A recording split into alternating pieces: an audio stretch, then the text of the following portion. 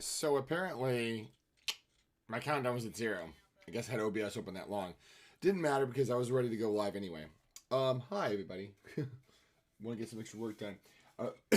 Before I went live, my friend Vi, she was in fact live doing her thing, and I was like, I'm gonna watch her do some fork knife.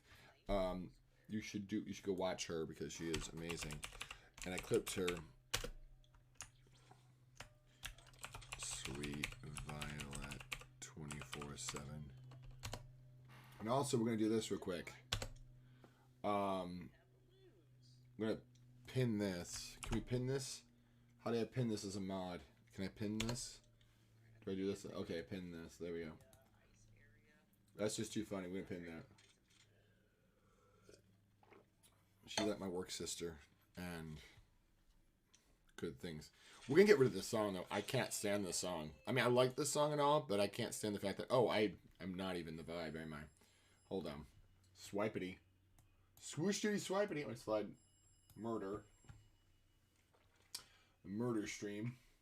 Where Sweet Vi is murdering people. To my other screen. There we go. I call it the murder screen because she's murdering people. Violet's murdering people. 20 minutes. Manually unpinned or end of stream. There we go. It's funny, guys. You gotta see that clip. It's cute as hecky. Alright, so the goal is to work one of these bricks. I'm tired of them not being done. And it looks like it's a paler copper color. I don't know what color that is. We're gonna look at our phone app and we're going to see what it looks like. We do have a Copic app, by the way. It looks like this. You can go here, and you should go to your color swatches. And we're looking for a color that's kind of in the taupey brown, so that's not bad. Yellow, green, 97 is about the ticket. 5 gets 20 on it. That is exactly the color, almost. Yeah, that's pretty much it.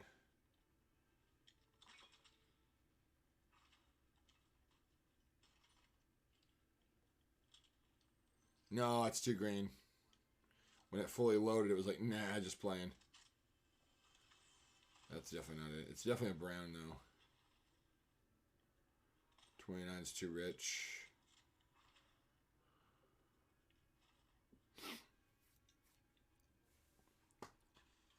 Dark bark.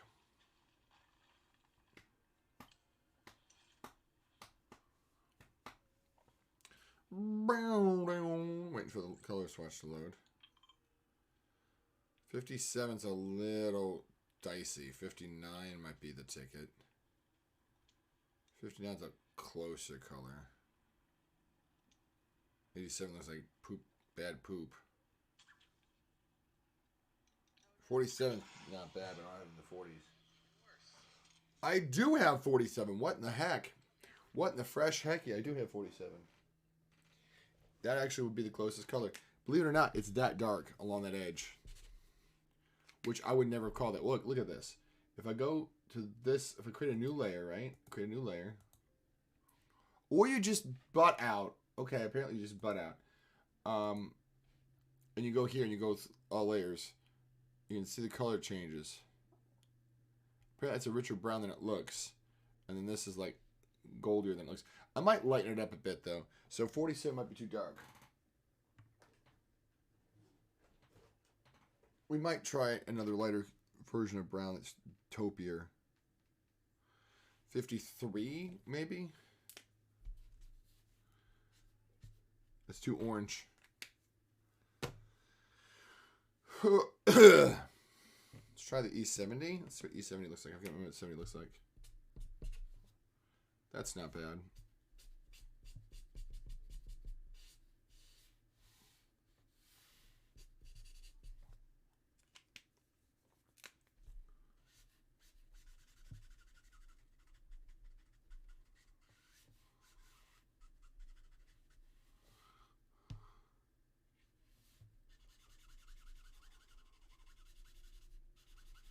Add some brown in there in a minute, but right now I just want to get this color kind of loosely in there.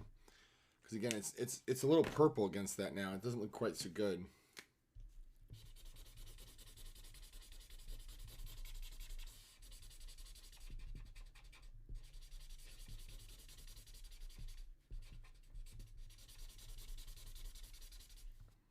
So the problem is that brown is actually a lot darker than it looks. That looks, I mean, that's way darker than I've got. Like this is about where I have it at. And this is the darker color. And it's like, wait, what? So if I want to push it that dark, I can. But then everything else will have to go equally as dark to compensate with it. And my question is, do I want to go that dark because it's going to take me extra work to build up those values? And I think the answer to that question is almost undecidedly yes. Because otherwise I'll just feel like the whole thing is pale. And then I want to push it that dark anyway. And I don't have time to kind of nimbly pussyfoot around and be careful. Tiptoe around like a cat. Not the other meaning of the word, guys. Let's not go that far now. This is a Sunday stream, so we're not going to be extreme on this Sunday stream. So I did there, extreme stream. Yeah, okay. I'm gonna do this right quick, and there we go.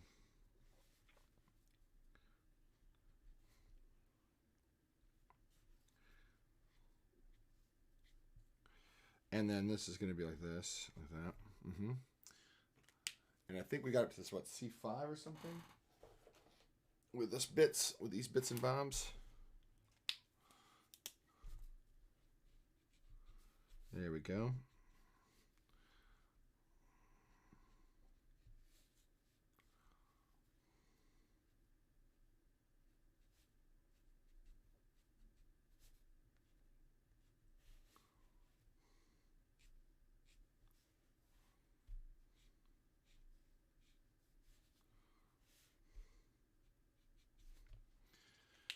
So we're going to build up that layer a little bit darker because that needs to be darker. Let's push it to C9. C9? C7. Let's try C7 first. We haven't done C7 yet.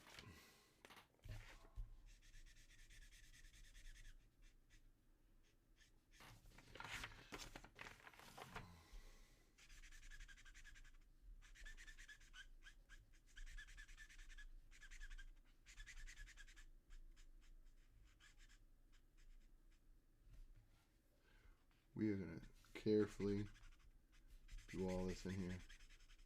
Actually, I want to listen to not this. I meant to switch it when I went live, and I went live sooner than I expected, so it put me behind on my scheduling. That's okay, I'll fix it though. It's easy peasy, easy peasy, easy to fix. And there we go.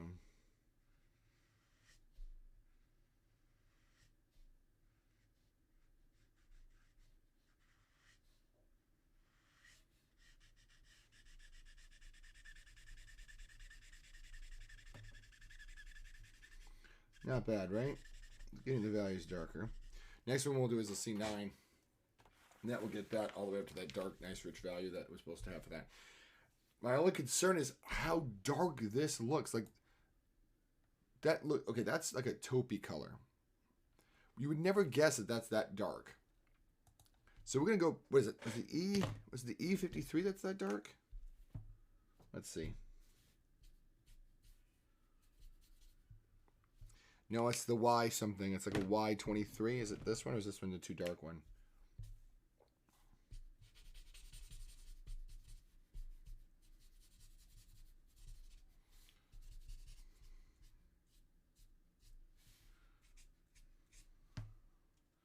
That's not so bad, right?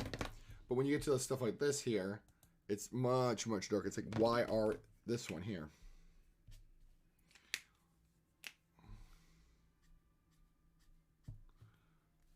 Let's turn off the lines. The lines are distracting me right now.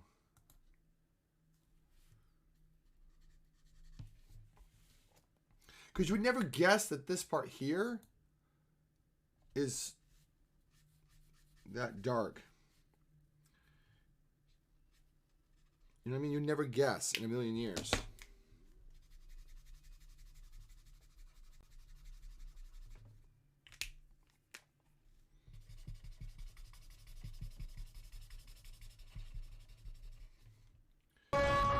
Sweet pie! Hi! How are you? I wasn't trying to say I was going to stream. I hope you know that. I was trying not to say I was going to go stream. How are you? I've already shouted you out, so I don't know if I can do it again, but I surely will. Hi, everybody.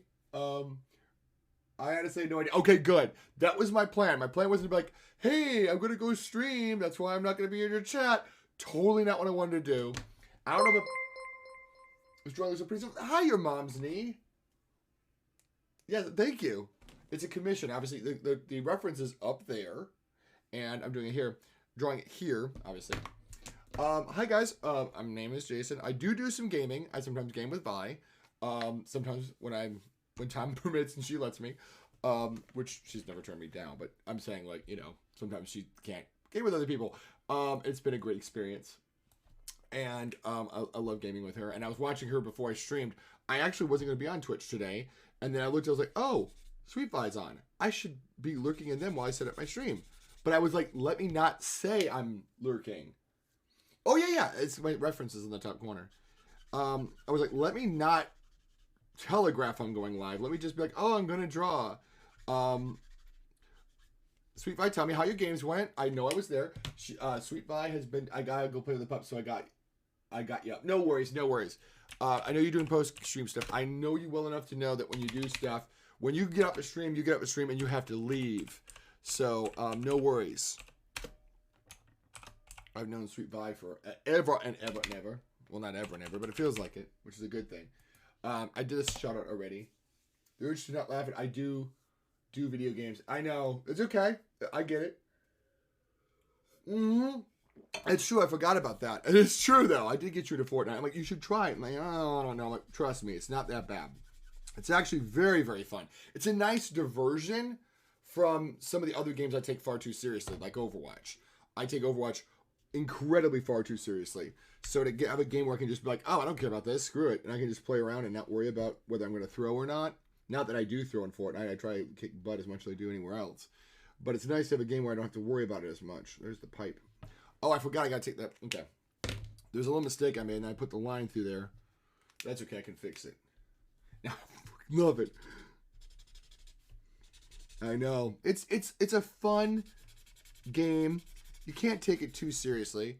It's beautiful. I think it's lovely this season. Have you played Fortnite since the new date? No, I have. I'll be honest. Sweet Vi asked a question I didn't have an answer to in her chat, which was, what's your favorite place to drop? I don't have one yet because I've not played enough of the new season. I do hate the amount of, hate's a strong word. I try not to hate things. I do dislike, much better word usage. I do dislike the prominence of sheer number of, what's the word I'm looking for here? Smigs. But I do like the new weapons. I rather enjoy the Excalibur. It's an amazing weapon. Love it for us. I also rather enjoy the why am I? Oh, I know why, because I'm not doing that. There we go. That's why. I was like, why does it seem like the brick lines are off? They're not off. I just didn't have it up far enough to see what was going on.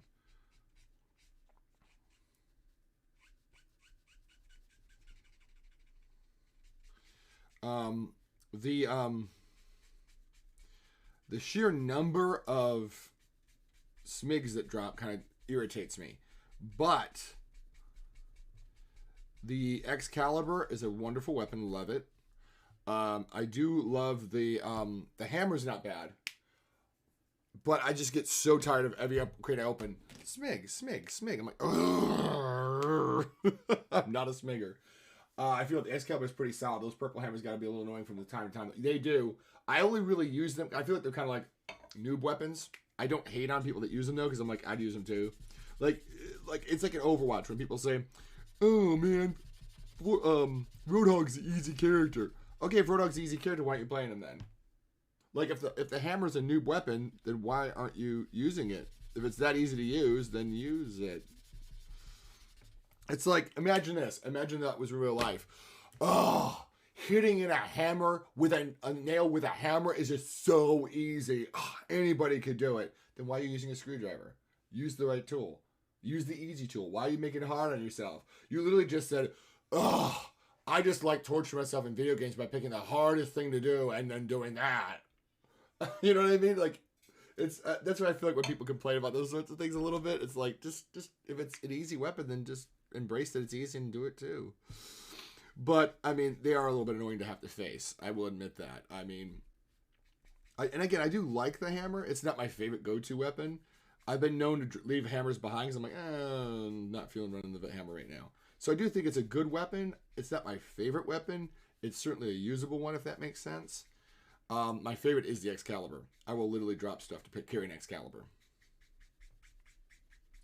But having said that, I might have to start the dehumidifier. It seems like this paper is really wet. It's sad when you've done so much Copic marker work, you can tell when the alcohol is not soaking the paper, and like, oh, I need to run the dehumidifier. The air is too moist. Yes, I said moist. Sorry for all those people that just cringed.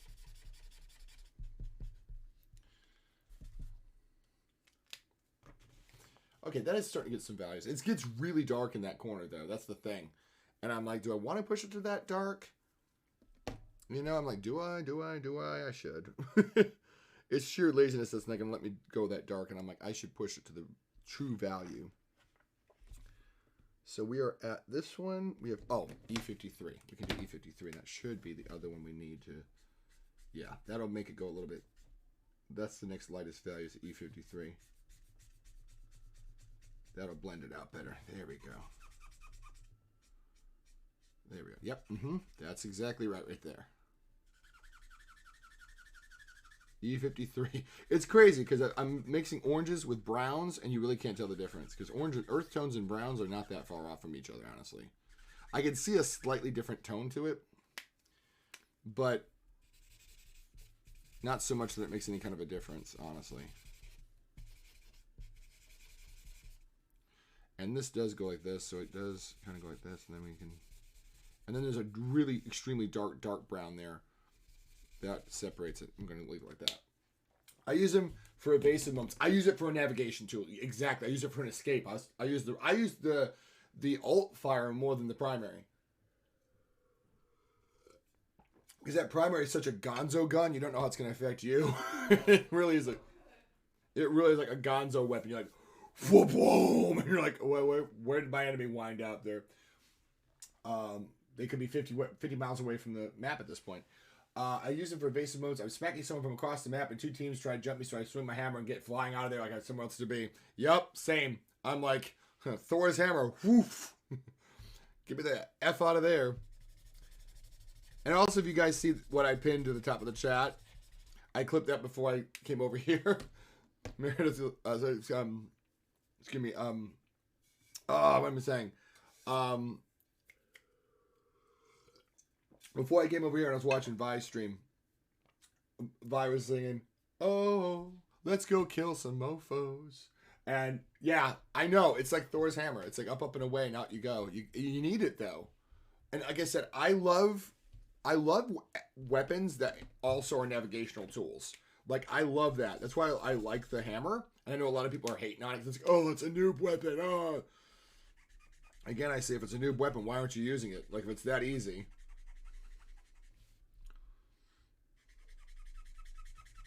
To me, I call that game blaming. You know what I mean? Like, when you're like, oh, it's such an easy thing to do. Well, you know, that same mechanic exists for you, too. You just have to pick one up. But for me, that's what I use it for. To bounce around the map quickly. I've been known to use the hammer to escape the storm more than I have to fight people. I'm not even playing. I'm usually Mr. Keep Ahead of the Storm, but if I get like... okay, so the other day I had to complete the quest. The quest for, what do you call it? Fight the boss in the Citadel. So I swung the hammer. Well, I didn't swing the hammer. I fought him, killed him, barely survived, but I had to kill him while I was in the storm. So then I used my hammer and just got out of the storm as fast as I could. Most weapons Fortnite dropped are super meta when they're first released, so I won't be surprised if they nerf it and throw it in the vault. Yeah. I mean, and the thing is, they do it to themselves. I'm not slamming Fortnite at all, but they do it to themselves.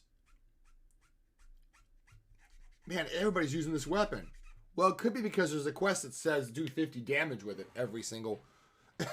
Whenever they drop a new weapon, they put a quest attached to it, and then they wonder why it's used so much.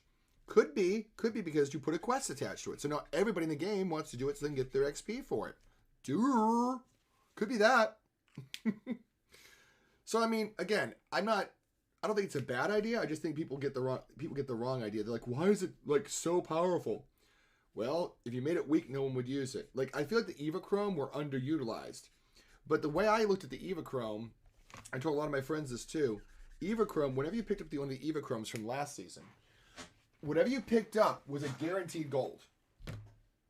So at first I'm like, oh, it's a green weapon. It's such a waste of a slot. Ugh. And then I looked at it, I'm like, wait a second. If I use it, it turns gold. And so it changed my whole perspective of the Evachromes. Because it went from being like, oh, you got a lurk. Okay, no worries. I'll just keep talking about Fortnite weapons. Thanks for the lurk. I'm off. I'm learning the art, though, brother. I'm going to pick up around my place. So, oh, okay, gotcha. So you're still going to be listening, so you'll be able to understand what I'm talking about this. Also, I need to look up my chart. I always take a photograph of my local art store's selection of what they have in stock. So I don't have to drive up to the store or call them. I can just zoom in on my picture and be like, oh, yeah, you do have that in stock. Could you put that aside for me? I'll be in to pick it up on Tuesday. And the like. Where's the local photo? There we go. So I took a photo, guys, of the refills section. You can see there's the refills at my local art store. We're looking for E53. I don't see it. 4774?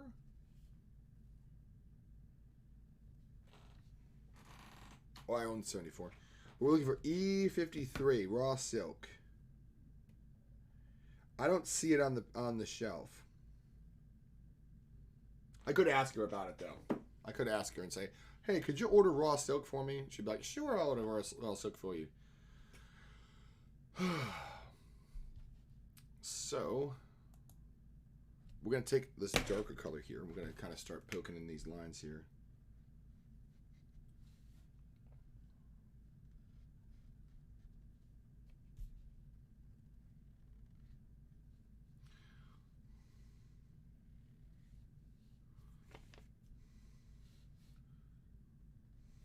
This is the big one right here. It kind of does like little dabbly things like that.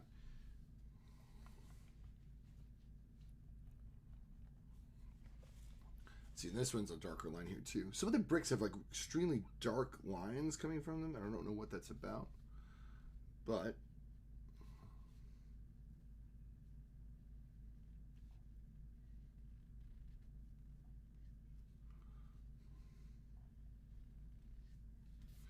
I've also got to investigate what I'm going to have to do with... Yeah, see, it's buckling really badly there.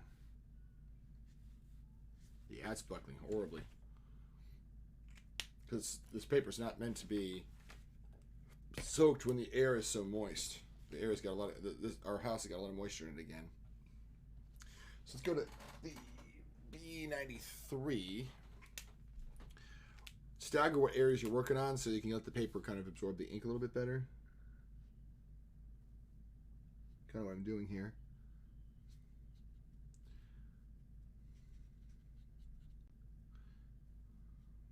There we go.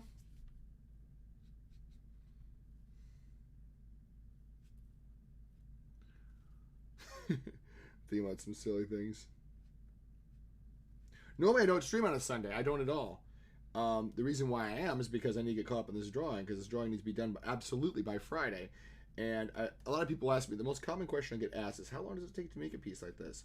And I never officially time them, but I do have a rough idea. So my last commission took me about 6 streams. And I had time to do 3.5 streams. And I'm like, it's not going to be enough time to get this done. So the boy here was like, I'm going to need to actually stream extra to get caught up, or I'm going to be behind. Because my next stream is actually, should have been Tuesday. But I did a stream yesterday, and I did a stream today. Because if I don't, this commission will not be done by Christmas to be delivered. Now, it won't, how do I put this? I can get it done by Christmas, but it won't be deliverable by Christmas unless I get it done this week, because I won't be seeing that person during the interim. So it's like, better get it done these next couple days, or else I'm not going to have it done in time for Christmas. And I don't want that because they wanted it by Christmas. So doing a couple extra bonus streams. And Vi even asked me, he's like, oh, why aren't you playing Fortnite? And I was like, because if I don't, this art's going to kick my butt. She was like, oh, okay, that's fair, it's fair that you know what you're doing. I'm like, yep, I'd really love to play some Fortnite. And I probably will later tonight as a break. Because I'm not working on this off a stream. Because I don't feel right working on a piece and then be like, oh, by the way, guys, that part you may want to see, I worked on that off stream, so you're not going to see it. So I want to make sure it's at least on the VODs. Even if people aren't watching me live. I mean, obviously y'all are because you're here. But like, if some of my regulars miss out, I don't want to be like, then you'd be like, oh no, I missed out. Like, oh, it's in the VOD. So if you want to watch, if you want to see what happened with my drawing, pull up the VOD and watch it. And I've been known to watch VODs. I know you might say, who watches VODs? Well, I know I do. I have, like, one of my streams I wanted to watch live, I fell asleep. So I pulled them up as a VOD and watched them. I listened to them as a podcast while I was driving. So obviously I can't communicate with the streamer, but that's okay. I'm driving. I shouldn't be typing anything to anybody. So it's kind of weird because I get to stop signs and stoplights where I could actually type, and I'd be like, oh, I want to comment about, oh wait, this happened 2 days ago. So that part was a little weird. But at the end of the day, I'd rather hear the content and see what my friends were up to and miss out on being live than just missed out entirely because I wasn't there for the live version of it, So I want to do the same thing for this art. Because if I want to share it to YouTube, if I just skip ahead and all of a sudden just like, oh, and other things were drawn at the end, that'll be really bad, People are like, well, what happened to the drawing? Lines were drawn. It's kind of what happens. It would kind of negate the purpose of having all this footage if I didn't actually follow through and, do the rest of the footage. If I just intermittently streamed where people only saw part of it instead of the whole story. Again, not that I think anybody's doing that. I don't know. But I really remove people from the ability to watch my streams to see how the drawing turned out if I don't actually stream the drawing live. Plus, it's a good motivational tool. If I limit myself to how much I draw, then I'm not going to over push myself and be all jack doing work and no play. Which can be a thing. I burned myself out working my comic a couple months ago, and I got to get back into making it. I promise I will, for those that are following it. And because I have the whole storyline written out, it's just a question of arranging time with the model, drawing, sketching it out, etc., etc. And I will do it. I just haven't had time to. I was let go from my last job in October. So looking for work was a full-time job. Let me tell you that. And now I'm finally back at work, working from home again. And so now I'm getting caught up with life, and I took on a bunch of commissions to help me get a little bit of extra cash in my pocket. So once these are done, should be done by Thursday of next week. Because I will do everything in my power to complete it by Thursday. So it can be deliverable. But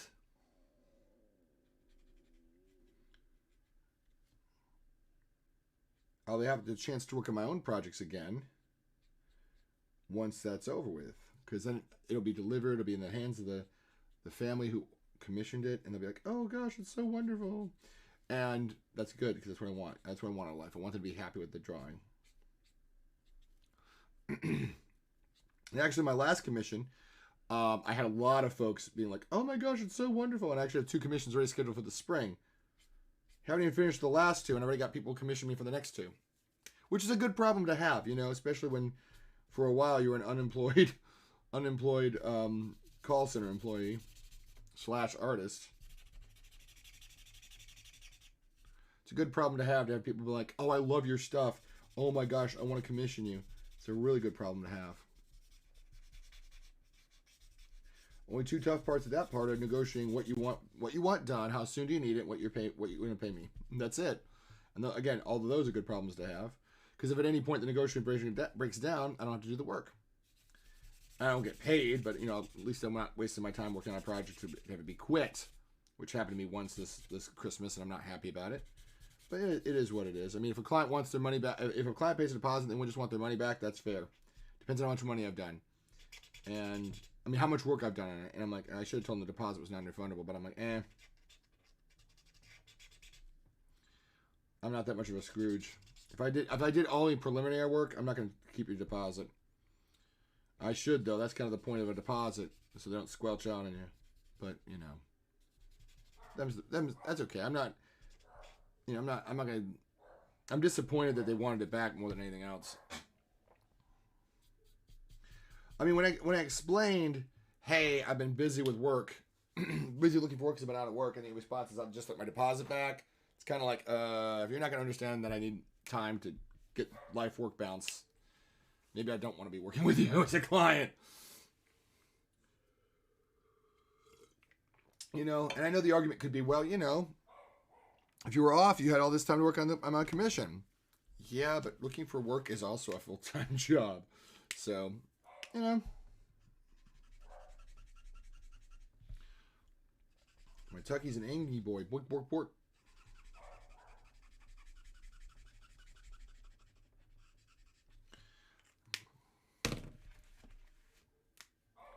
Tucker, baby. He's angry. Tucker's an angry little boy today.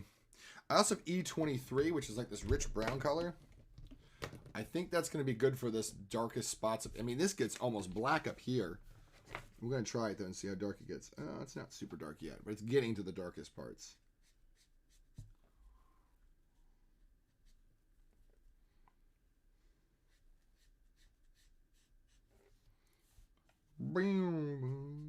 I'm actually going to turn this off, the music, I mean.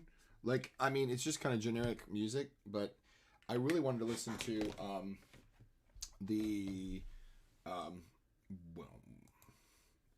this is a little bit slow, but it's a lot of fun. It's called what is it called, Jay? It is the Young Person's Guide to the Orchestra, the Variations in a Theme by, if y'all like instrumental music, if you're in band or anything, you probably will appreciate this piece because it is the coolest.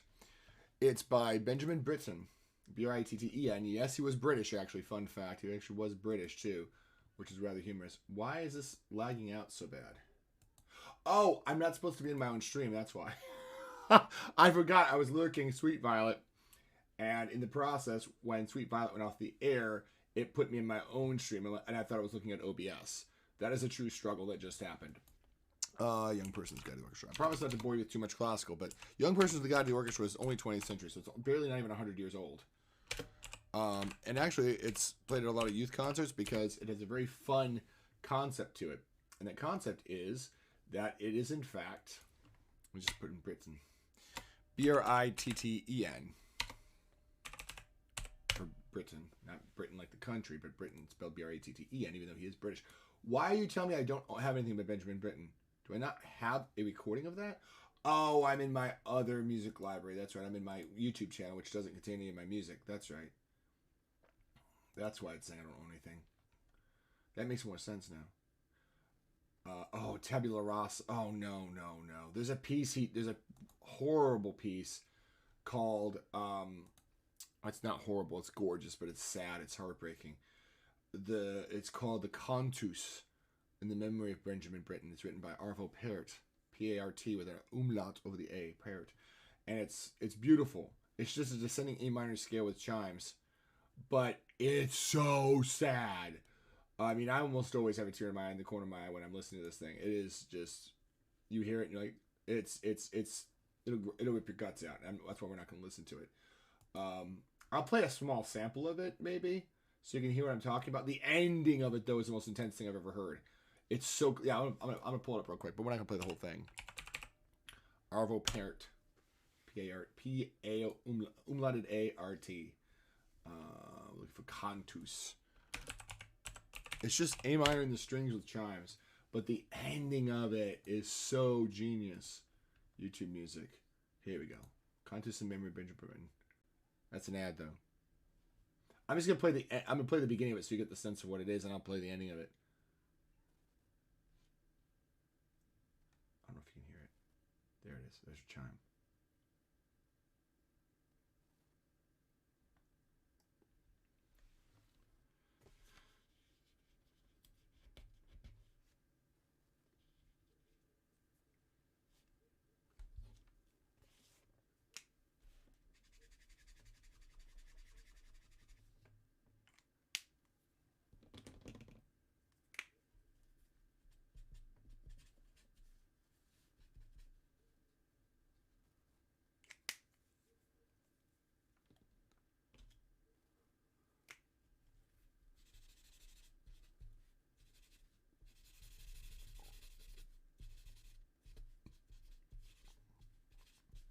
It's basically layered A minor descending scales. It's crazy.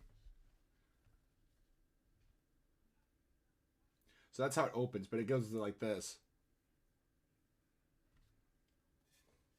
So it gets constantly louder throughout the whole piece too.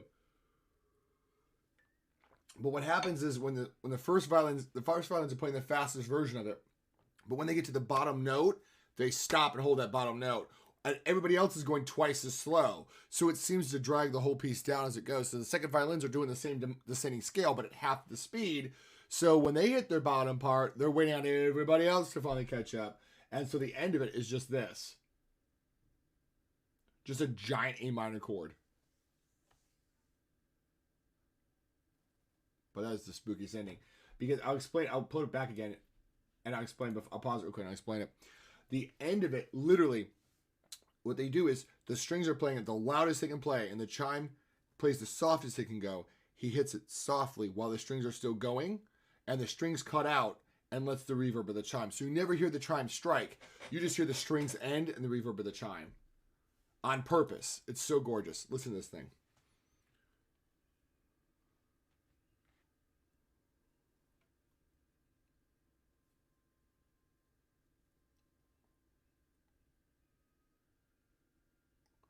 So you never hear the chime hit, but you hear the ring of the chime afterwards when the strings quit.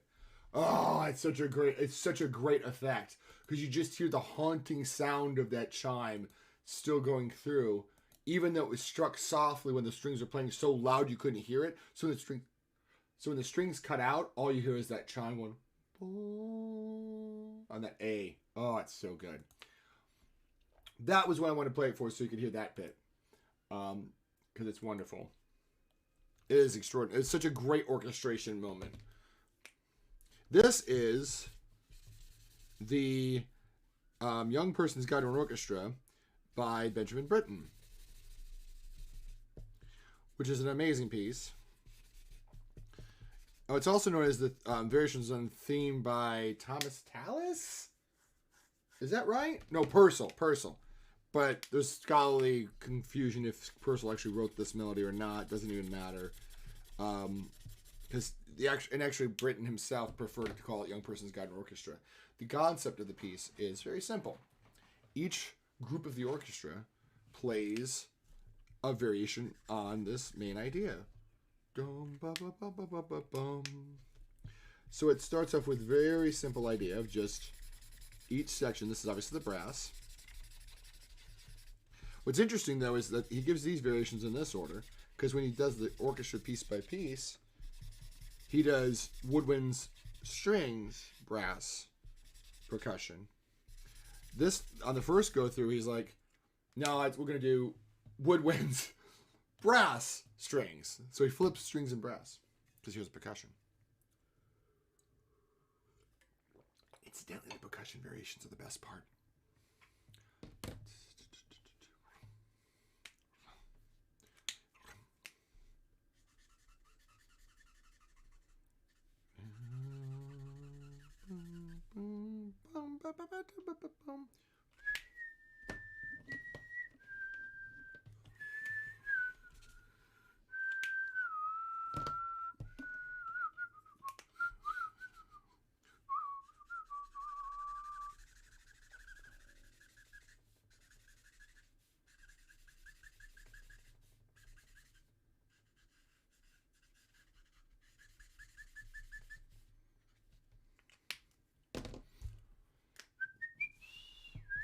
Okay, first variation is for flutes. Very simple. Each variation is like 30 seconds to a minute. Except the percussion, they get a ton. Being fair, the percussion has the most variety of instrumentation. That's why they get the longest variations, because well, we need to give them more because they have more instruments in their group. You know? Like percussion, woodwinds, you have probably about 4 groups. You have your flutes with the piccolo included, the oboe, which includes your English horn, your clarinets, which include your bass clarinets, your bassoon, which includes your contrabassoon. So at most, maybe 8, maybe 9 separate instruments in groups of 4. Brass, same thing. French horn, trumpet, trombone, tuba. Easy, 4 groups. You go to percussion, you got the bass drum, the timpani, the cymbal, several different kinds of cymbals, the gong, the castanets, the tambourine, wood chime. I mean, so wood block, chimes, glockenspiel, xylophone, marimba, and we've just barely touched the ones that are probably in. Oh, whip. There's another one, the whip. Shakers. We're at 13. We haven't counted things at the brake drum. We haven't counted the number of cymbals either. You have crash, you have ride, you have all these other ones. You have a drum kit. All these bits and bobs. It's the clarinet. Let's rotate the image upside down. I feel like I'm getting a stuck point. Whenever I get a stuck point, I always rotate upside down. And the reason why is it helps your brain get separated from what you think you see to challenge your eyes to see new stuff. Yeah, like this is way darker than I have it. This is definitely way darker than I have. Bump. Ba-bum, ba-bum. Dun-dun, dun-dun. Bum, bum. Did we pick this color or is this too dark? This is probably about the right shade.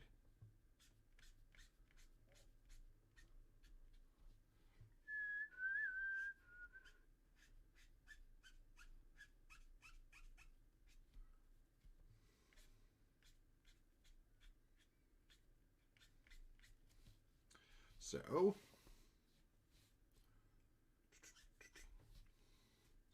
it helps. It helps to flip this thing upside down. If you ever want to try drawing, and you're like, oh, I just am at a stuck point. Just rotate your drawing and your reference upside down. It'll help your brain see it fresh.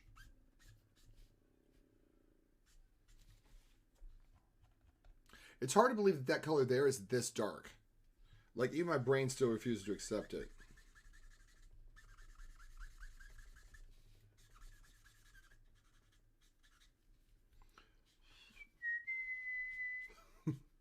That string melody is just so cute. I'm doing a light touch.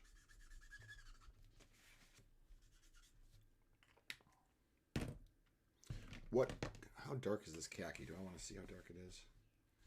I could probably use that in a lot of the places. I'm going to use this to kind of melt. Oh, we don't have that part on the screen. Let's not draw what we don't see.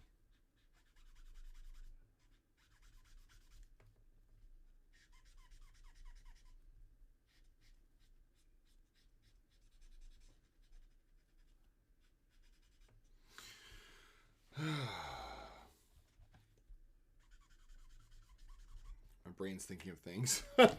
Completely unrelated to stream, so forgive me if I'm sighing. My brain's like processing stuff. You ever done that where you're like in the middle of a task, you're like, you start sighing because your brain is processing something you're like, I don't need to process this now, plus I don't want to think about it at all.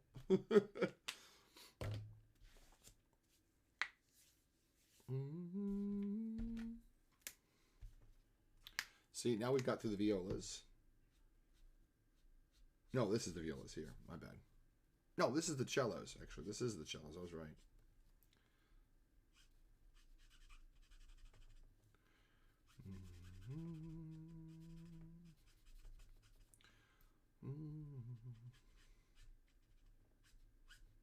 So if you ever played an instrument in orchestra, just have to wait a couple minutes and your instrument will probably come up. The thing he didn't do is saxes. He did just orchestra parts. To be fair, though, the Brits really didn't do much with the saxes. The French composers did, and it's through the French composers and a few American composers that we actually start getting the saxes into the orchestra.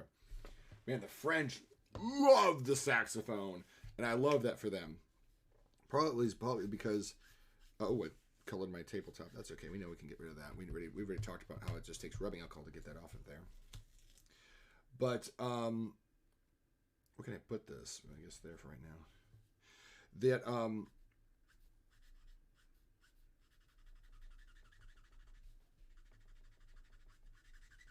That saxophones were primarily brought into the classical orchestra by the French and the Americans.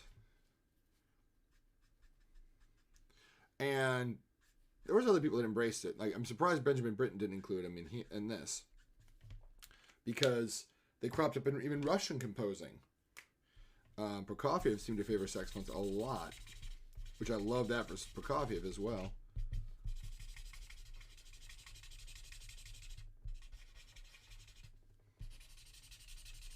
I always like what I think Henry Mancini says something about this with Book of Orchestration is talking about how you really, really, really have to embrace all new instruments and not just be like, oh, I'm never going to use that instrument. It's like if you do that, congratulations, you'll find yourself in the realm of the outdated. And that's why I try not to poo-poo so heavily on AI art, but I will anyway because it's a detriment to the art community because it's stealing other artists' work to build a database, and their artwork wasn't given. They didn't give permission. In fact, some artists actually literally said, "We do not consent. I do not consent to my artwork being disseminated into a database to be used," and they got harassed for it, for holding up progress and stuff like that. And it's like, no. You're literally asking if you can just take their works and steal them to build up a database to simulate them without their consent. It's bad ground. Harp variation, by the way. It's interesting he didn't do a sax variation, but apparently Benjamin Britten felt strongly enough about the harp to include it. I'm really on a saxophone soapbox today because I like saxes. I mean, the harp here is very lovely as well, but I do miss out on the saxes being in the party on this.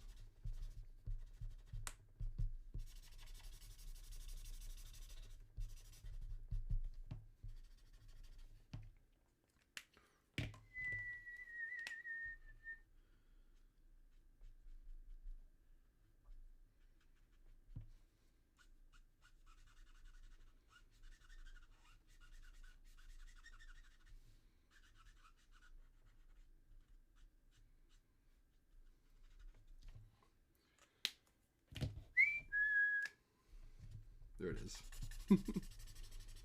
Womp womp. But going back to Fortnite, I wish I had more to talk about because I haven't played enough in the new season to really give an in-depth report. Although, like I said, I do like the new weapon, the Excalibur. That's an excellent weapon. Love it. I missed season 3, the last season though. Although a lot of people said it runs a lot smoother now that Chrome's out of the gate. I kind of saw Chrome, I was like, ooh, that's going to be a performance nightmare for computers. So, as much as I like the mechanic of the Eva Chrome, I think a part of me knew that it was going to be a nightmare for people to play it on their machines. It's just the computer brain of me, the part that actually that grew up doing computer programming. I'm like, that doesn't just become easy performance because it looks gorgeous. In fact, if it looks good, you can almost be certain it's tough on the performance engine. You can almost be certain of that.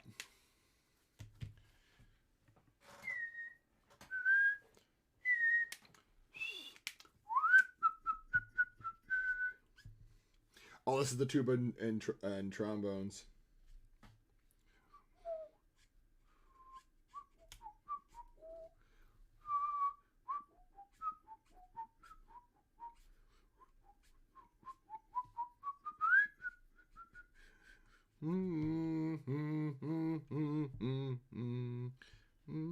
Also love the canon that's built there.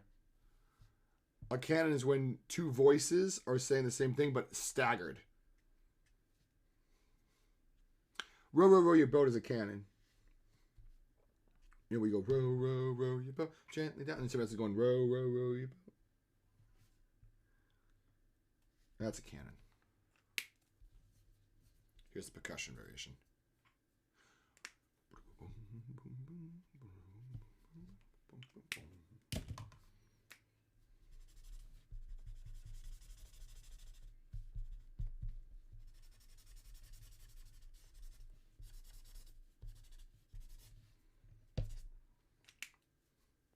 Look at that.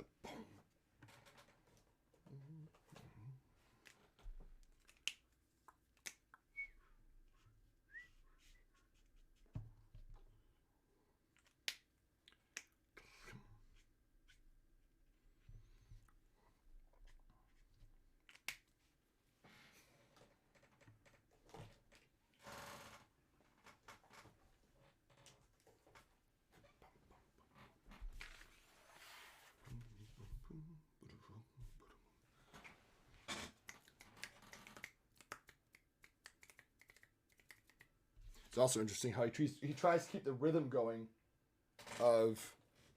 Where's the B95? Have I already used this 95? No, I haven't.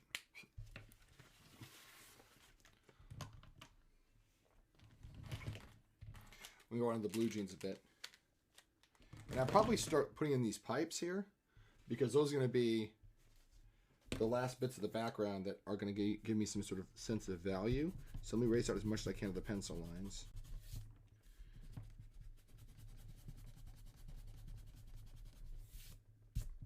And this is one of my favorite parts of the whole composition. It's a fugue.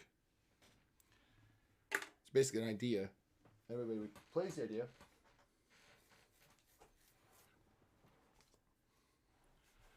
But it's like they get to it when they get to a stopping point, a new instrument enters to kickstart it. Oboes. Stopping point, clarinet center. It's like an engine that just keeps getting stopped.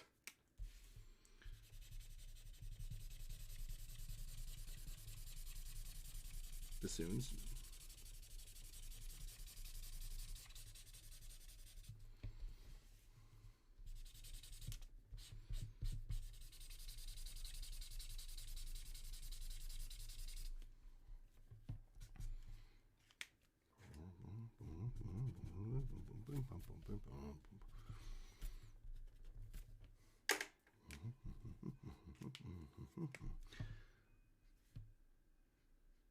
It's kind of hard to hear what each of the strings enter in because they all sound pretty much the same. You know, the strings all, you know, it's just a different volume level. The timbre doesn't vary.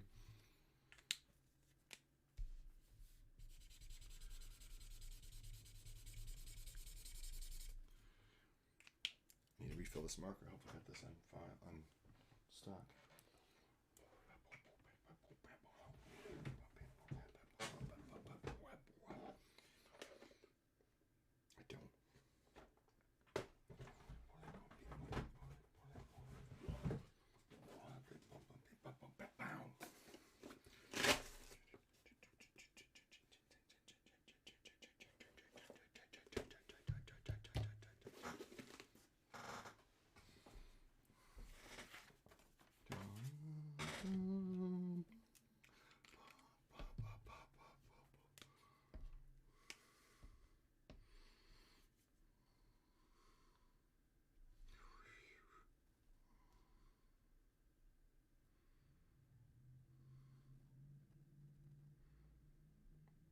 Backfilling the marker to get it refilled because it wasn't completely dry, but it was so dry I need a refill on it.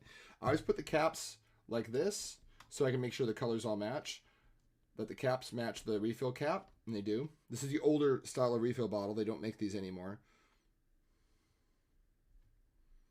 What I'm doing is called backfilling. There's a little hole. I always show this off, but I like doing this because some folks may not have seen it last time. See how there's like two holes either side of the felt? You're basically running the ink along the side of the felt so it runs into that hole and fills up the marker. That finale of that piece is just so touching to me because, oh, I love it. Because it's a fugue. The fugal subject is the part that goes, and then every instrument comes in enters with that fugal subject, but then it gets stuck. And when it does, the next instrument comes in and kickstarts the whole thing again. And it starts with the same thing, and in some variation or form of it. Sometimes it's in major, sometimes it's in minor. The key is different, but it's always an effort to kind of invigorate with fresh blood, in a sense. But when all the instruments come together, of course, that's when the percussion comes in. You have that wonderful, hi, how are you? I literally just listened to a piece of music you probably would have loved. How have you been? I've missed you. Whenever I miss somebody, I was like, can I get a shout out for, oh, you don't stream. I want to reach, I think I've talked to you a couple of times off of stream. Well, not talked to you, but left you messages on your social media. Saw you doing some exciting things. I think you probably were busy, but you've been missed quite a bit here. It's been what, like a month? It feels like it's been a month. I mean, it's been a month, but you know what I mean. It's been a decent month. I got started working from home for the first time, and I worked my first days at home since October 3rd. How have you been? Oh, I know you've probably been busy. That's why I didn't want to reach out to you, be like, hey, I haven't seen you in stream, because I'm always feel guilty if I do that. It's like, hey, and like I said before, I don't take attendance in the stream, but as I always say too, I notice when the people I usually see aren't around, and I'm like, oh, I miss seeing them. You've been busy, and I figured that's what it was. I mean, it's the holidays. A lot of folks are busy doing fun stuff. Some folks are just busy doing busy stuff because it's the holidays. So a lot of business. Like Friday for me, I work at auto loan collections. If you don't pay your loan, I'm calling you. And I was slammed on Friday because it was payday. So everybody was trying to get their accounts back to normal. Good for them. But it also meant I was slammed busy taking all the payments. Which has been great for me because people are like, "Wow, how are you doing so good with your accounts?" I'm like, I just keep calling them, and they either pay me or they either leave a message on the phone that they're paying me. I know, I saw that. I was like, oh, "You're here today." Oh, this was yesterday. I would have loved to have seen you, and I don't think you've ever met my wife, and I know she would have loved to have met you. I know that. I don't even need to say it. I'd like, this is one of my friends. She also comes to my stream. She would have loved you. I know she would have. And like I said, I didn't even think about who my friends might be going. I didn't think about it because I was just focusing on, oh, Jason's gonna go to the holiday fair with his wife, and it'll be a date day, And then when afterwards, like, oh yeah, we were driving up there, and I think I was looking up information on it to make sure I had the right hours and times and everything. And I look and I'm like, oh no! Still here. It's because your wife is the best. This is true. I would have loved to have ran into you. I literally just listened to a cool piece that you probably really enjoyed. It's called "The Young Person's Guide to the Orchestra" by Benjamin Britten. It's the reason I liked it so much is that it literally highlights each section of the orchestra in a clever compositional way. It's not done to be like, oh, look at me, I'm showing off. It's just the form he pins it to, and it's not meant to be. It's not meant to be, this big change the world piece. He's just saying, hey, for those that don't know the orchestral sections, I want to write a variation that highlights what each orchestra section does best. So you get this really pleasant piece that's just a simple joy of exploring the form of a fugue and theme and variations, but also a beautiful way of saying this is what this instrument can do. And it does it so well. It's a very fun piece. And the ending fugue is just incredible. Like it brings me to tears every time. I hate to say a little tear comes to my eye because it's there's a struggle that goes on. It's like every time the instruments come up, they get stuck and they can't go forward. And then out of nowhere comes the next instrument group to kickstart them and get them started again, and they start progressing forward again, and then they get stuck, and then the next instrument comes in, gets them unstuck. It's just such a cool idea to have this like progression of instruments that are like they help to progress the idea forward, and the end of it is this fugue.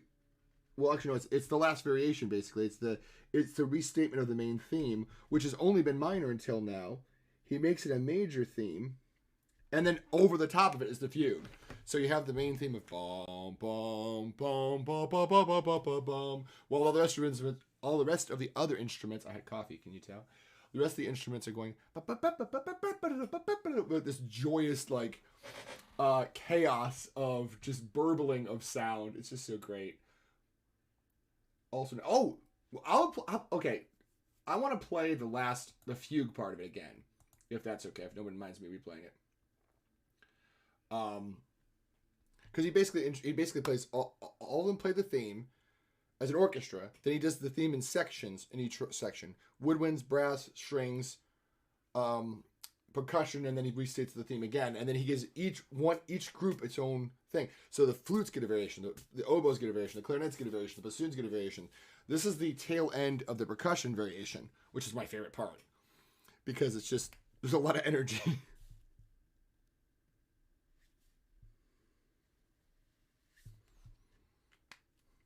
And it's not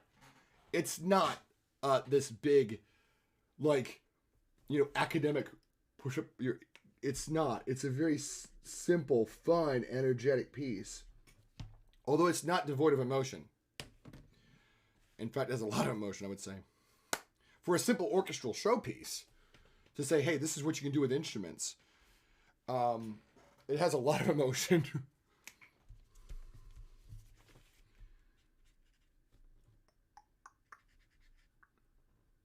Yeah, Arlene would love you. And I hope we can run into each other again sometime, in real life again sometime. Because, like I said, Arlene, I know would appreciate meeting you.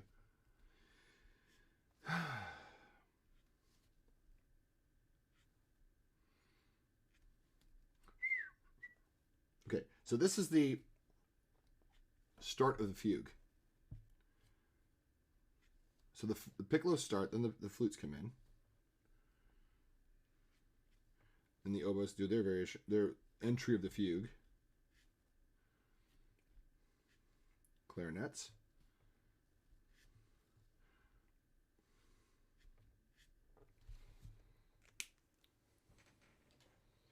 That's why I love it. It's like they get stuck, like, but they can't go forward. And then the next instrument comes in and kick starts, like, oh, now we can go forward.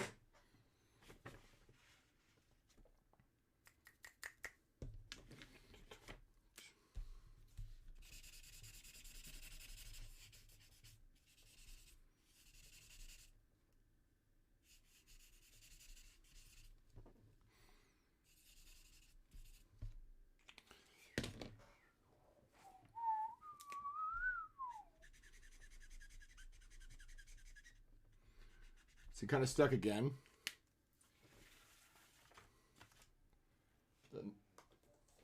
Then the harp comes in. Does its little business. Kind of getting stuck again.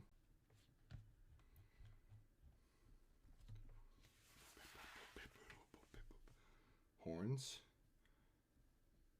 Trumpets. God, it's so good.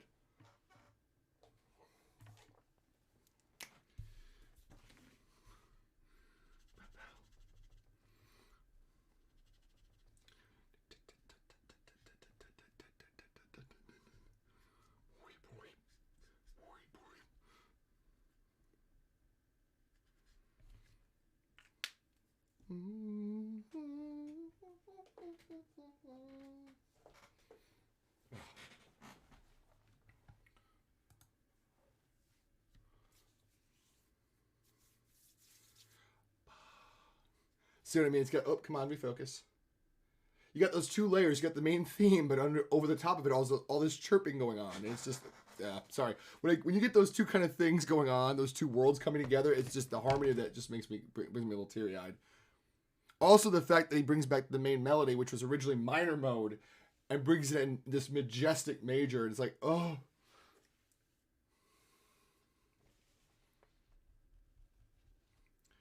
That going home feeling is what kind of makes me teary-eyed, you know, because you've come home, you've arrived, and not only have you arrived, you're not gone back home per se, you've gone to a better version of it, because you went from minor mode to completely major mode, and it's like, oh, it's better than we remembered it. We're home, and it's just like that just by a very simple thing like restating a melody in a major mode, all of a sudden it just changes the whole feeling of it. You know, that's why most compositions that start off in a major mode try to conclude in the major mode. There's only a few exceptions to that. It's what's called a Picardy third, when you go from the major to the minor. Usually it's called a Picardy if it's on the last chord. There's only two exceptions that I know of right off the top of my head that start in major but end in minor. One is the symphony by the Italian symphony by Mendelssohn. That's the one that starts off.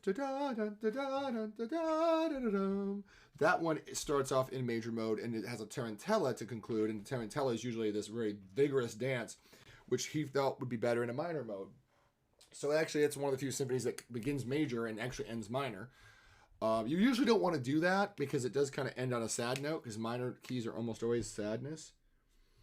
It's like D minor. It's the saddest of all keys. I feel like people hear it and they weep instantly. Although it's funny because that Spinal Tap said that, because honest to goodness, I feel like Beethoven felt that way.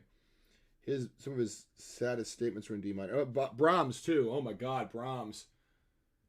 Yeah. Oh, do you have a link to that? I would love to listen to that. If not now, later for sure. You know me and me. That's why I bring up these musical things with you, because I know you always have some musical tidbit, and I'm like, this will be fun. This will be cool. Oh my gosh, I know why I thought of you specifically in a recent stream.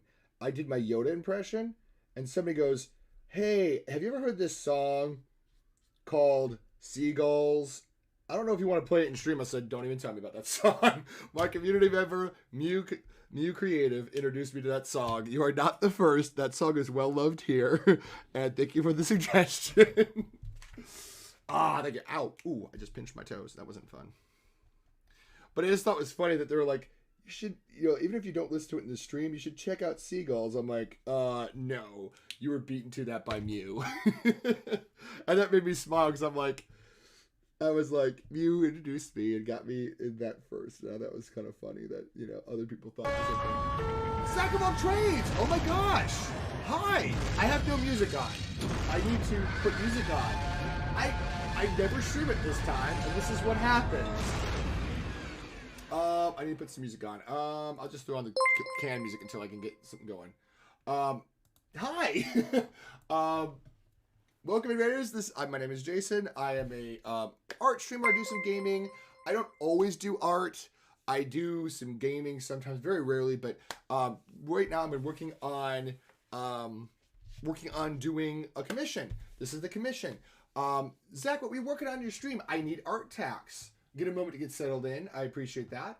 By the way, when I clipped at the top, if you still see the clip on the top, that's my friend Sweet Violet, who was gaming. I'm a mod in her channel, and she was singing before she was going to drop in Fortnite. I just was like, this is funny. There's no cursing. There's implied cursing.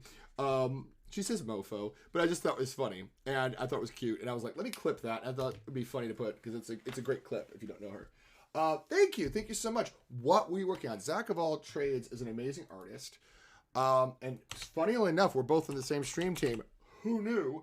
Because he's an amazing artist. Also, if you all were here for my stream, my stream where I presented my Draw This in Your Style of my original character Allison Blizzard, he did a very fabulous rendition of Allison. Speaking of fabulous renditions of Allison, I think you did one too, didn't you, Lacey Dare? Didn't you also? I want to say that you did. It feels familiar. So I normally don't stream at this time or this day, but this commission is due by Christmas. And the further part of it is it needs to be done by Friday morning, Friday the 16th. So I have to get caught up because if I want to get this commission delivered Friday morning, it has to be done Thursday night. And I figured it takes 6 streams to do a piece of this nature. And Gator Tot, I think the name sounds familiar. I know Lacey there. I have gold memory, so who knows? I think you did. I'm almost certain you did. But Zach, I remember Zach's piece too. I think I've seen both of y'all Draw This in Your Styles. I made it. I know you did. Like I said, I normally don't stream it this time. But the problem is I need to get this commission done. And actually I'm looking at this and I'm seeing I need to bulk fill this one with the gray. So this is Copic marker, guys. I was going to listen to some Rachmaninoff in a second, but I was like, let me put some music on while I'm doing that. So yeah, do you have a picture you can share, Zach? Because I'd love to see what you're working on. Zach does beautiful pieces. And Lacey Dare also is a fabulous artist, also on my stream team. A lot of people from my stream team I recognize. If there's anybody on my stream team that came in on the raid, let me know, because the name may not be familiar to me. So let me know if you are also on my stream team. I was just having a nice chat. I got raided earlier by an old friend of mine. Old in the sense that I've known them before they were on Twitch. Sweet Violet. And we were just talking about some Fortnite. And then along came my one of my longtime community members, Mew. And we were talking about music. Yeah, please do. We are link friendly here. I only ask 2 things. 1, do not share not safe for work. I don't care. I don't blush at such things. Other folks may not be comfy with it. So I would, in respect for them, I would say please don't. Because I could care less. Although I could care about some things not safe for work. Most not safe for work I know my people would be sharing, I know would not make me blush, probably. It would have to be pretty bad before I'd be like, no, get that out of here. That is not, no. But then again, Twitch would not be appropriate for that anyway. The other thing is, just don't spam. You know what I mean? Ah, brilliant. Yeah, me neither. I'm not a big not safe for work. The biggest not safe for work thing I may have done is booty emotes, and y'all have seen those. And I don't know how I got to be known as a booty emote artist, but there it is.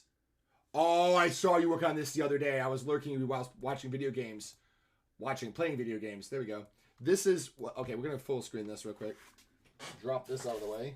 Not me not being ready. But this is Zach's fabulous piece. Is this an OC or is this of someone else? Yeah, y'all got to go follow Zach, because if you're not, you're missing out. Zach is a fabulous artist. And like I said, I had his Allison open in a tab for like a month and a half. Right? Isn't this gorgeous? Look at this thing. I want to know if this is... It's a D&D OC commission I got. Yeah, I was going to say. I noticed a lot of my friends do OC commissions of D&D. I hate to say, I think that's where the money's at. Because people are like, they want to see their character fleshed out. And they have the vision of how it should look, but they don't know how to make it look realistic. So if a regular if a real regular artist, an artist that can do realistic style can flesh it out, they're ever so grateful. And Zach's got a really good sense of just a lot going on. I kind of like the eyebrow tilt. I don't know if that was on purpose, but I like the attitude it gives. It's like I love it. Isn't it beautiful? Like, also too, there's a lot of subtle things going on here. Also, first thing is the texture right here. I kind of like that. That's, you get like a dry brush mark right there, which is really nice. So we're getting some smoothness in the way the light and shadows are being used, especially how these lines here are describing the pinching in of the leatherette or leather of the gloves going inward. I don't even ask for critique. I just like point out the awesome stuff. Also, too, like I said, the dry brush effect is really lovely. But look at how the armor just suddenly gets dark as it rounds up underneath where her wrist is basically blocking the light. I like finding my favorite parts. To me, that is one of my favorite parts, is that little bit right there where it's like, it gives it, it rounds it around, which is beautiful. Also, how these lines are contouring in. All of these lines are like a sun. Like if you took the sun, and you know, kids draw the sun, they put the beams off of it. Take that and make it, stretch it out. That's basically what's going on here. It's like an ovoid shaped sun with all the lines indicating where the pressure is. But they're curved lines. They're not straight either. If you look, these are curved. So it all creates that curve back in. It's creating that sense of glove in there. And look at how also Zach's doing other things too. Look at the quiver doing the same thing. The lines of contour are describing the shape. I mean, you kind of do that with the hair. That's why I'm not bringing up the hair. The hair is solid there. It's easy to think of hair that way. It's not as easy to do what Zach did here, which is to do the contour lines to emulate the texture as well as the shape and the form of it. Also here as well. See what I mean? Like, most folks, I think, get the idea of the hair. Oh, you just draw the hair as it curves. They don't go next level brain thinking it like Zach's done here, which is to go, oh, I'm going to do the contour lines to wrap around these things. Also here. Say, oh, you can't see because my head cam's in the way. But also here on this sleeve right here. Look at this. Around. It's all describing that shape, that form here too. Also, this isn't a tricky pose, but that arm is. Like, the pose is pretty common enough. You got a nice... The pose itself is like a shifting of the weight. It's a nice contrapposto. I want to say her weight is probably on this leg here because it's the straightest. I'm not the best for pointing these things out. But what's cool is, because the hip is lifted up here, she's swinging her hip around. But what's cool is this arm is not in an easy position to draw. And he's done it. Because you have a couple masses. You have a mass up here, which is right here. You can see it. But then it kind of does a curve like this. Because her elbow is making this curvature, this low, shallow spot here. Also, that's perfect right there. Now, it would cut in a little bit more, I think, here, but that's because this piece here. So, no, it wouldn't, because this would sit right up on this bone right here, which would keep this from going in deep. Yeah, that's absolutely perfect. That's why I brought that up, because I'm like, that's absolutely perfect. Yeah, foreshadowing is tough, and you've done it well here. Because, again, we want to draw arms as tubes, and they're not. They're curved tubes. And you can see this one dips down to the elbow. And when your arm is sitting like this, it curves outward. You curved it inward here because the pose here of this elbow makes the arm, this middle part kind of drop down a little bit more, because you're not, when you do it from the side, but you're not doing it from the side, you're seeing it from kind of below. So the whatever this part is here, a lot of people call it the cape, goes here, and then the elbow comes up. So it creates a dip here that normally you wouldn't see if your arm was doing this, but you're not seeing this part of the arm, the side. You're seeing this top surface or the front surface. Now it's the top. So you have that little, and it's beautiful. It's tough. It's tough to pull off because your arm wants to draw it as a tube, or if you know your perspective, to curve it this way, but it's not going to curve that way because you're not seeing the side of it. The side of it's actually tucked behind the curvature of the arm. So it actually would be curving this way because there's the height of the whatever this is, the shoulder muscle, and the elbow. And you get this little shallow spot right here. I kind of have one here. I think you can see it. Yeah, you can see it. You see that little shallow spot right about there? Yeah. So, perfect. Tough to pull off because most people would be like, not understand what's going on with that arm. That arm is well done. Very well done. Because again, that pose, not the easiest thing to see. You have to kind of know that, from... That's why, like I said, I always think about this way. When ballerinas do this thing with their arms, it's to create a whole curve down this way. But the thing is, that's from this side. Not from when you start doing the arm tipped up. As you see, as you go from this side, there's a little dip there still. But when you start going more to the way he poses it, it starts dipping down more. Because the arm is going from this to like this. Which is perfect for the pose. Anyway, I'm done pontificating because this is gorgeous. All that to say is Zach, as I'm saying that, like, Zach caught all those little observational things, and it's, I mean, not that I doubted it. I just like pointing those things out because I like people going, seeing what, hey, what worked and why did it work? Okay, good. I don't want to, like I said, I don't want to come off like I'm pontificating, but I also like saying, hey guys, this is why we love this, and that's why I love it. I mean, also to the value and the color. Like, I don't know if it's the lighting or the character, but here, Arlene laughing in the background. She's talking to other pops, I think. I don't mean to sound like I'm pontificating, but there's a lot, like the lighting of it, there's a very taupey color to her skin color, which I can't tell if it's the lighting or the character, because it's a D&D character. I think in that lighting, it's right for a flesh, like a person with warm flesh colors, like a human being. But if it wasn't, if it wasn't human, I could also get it. But at the same time, that kind of lighting, that kind of, what do you call it? Like a stormy kind of lighting, it would kind of look like that, even for regular human beings in some lighting qualities. That's why I almost always have E70 and E71 in Copic. They're very taupey colors, and they make great shadow colors. Here's the E70. This makes a very great shadow color and it's about the color of what you have for your person. You see? So, again, I don't know if that's because her skin color is different, but even if she's human, that lighting would make that skin color that color. That's another thing I'm like, yeah. Because most people would just do, like, flesh color. Warm flesh color. They'd pick, like, something like an E, I don't have it on the table, but, like, the traditional peach to brown colors, depending on how light or dark the skin tone is. Like E57 would be a nice darker skin tone. Could be shadows, could be if it's for a person who has darker skin tones. But you pushed her more to taupe, which again in that lighting, because it kind of looked like an overcast lighting if I remember correctly. Let me pull it up again. Because it was kind of more of an overcast. That's not it. There we go. That's not the vibe. Did I close it? No, I did. I did close it. I did close it. Because it's an overcast day, so it would be more taupey naturally. They wanted a gray skin tone, but I wanted to add more warmth to the skin. That was a good call, honestly.